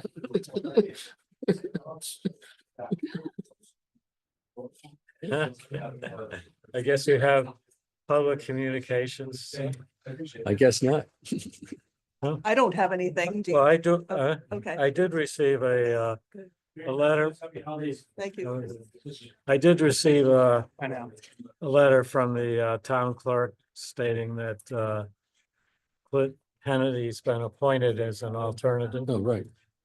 That's right. but he'll Say have to again? be sworn in to Exactly. So right, a new alternate has been appointed, Clint Kennedy. Our process generally is to meet with them before they attend their first meeting. Right. They also have to get and they have to be sworn sworn in. in. We're gonna give them, zoning regulations and all of that. Right, And find I just another wanted- chair.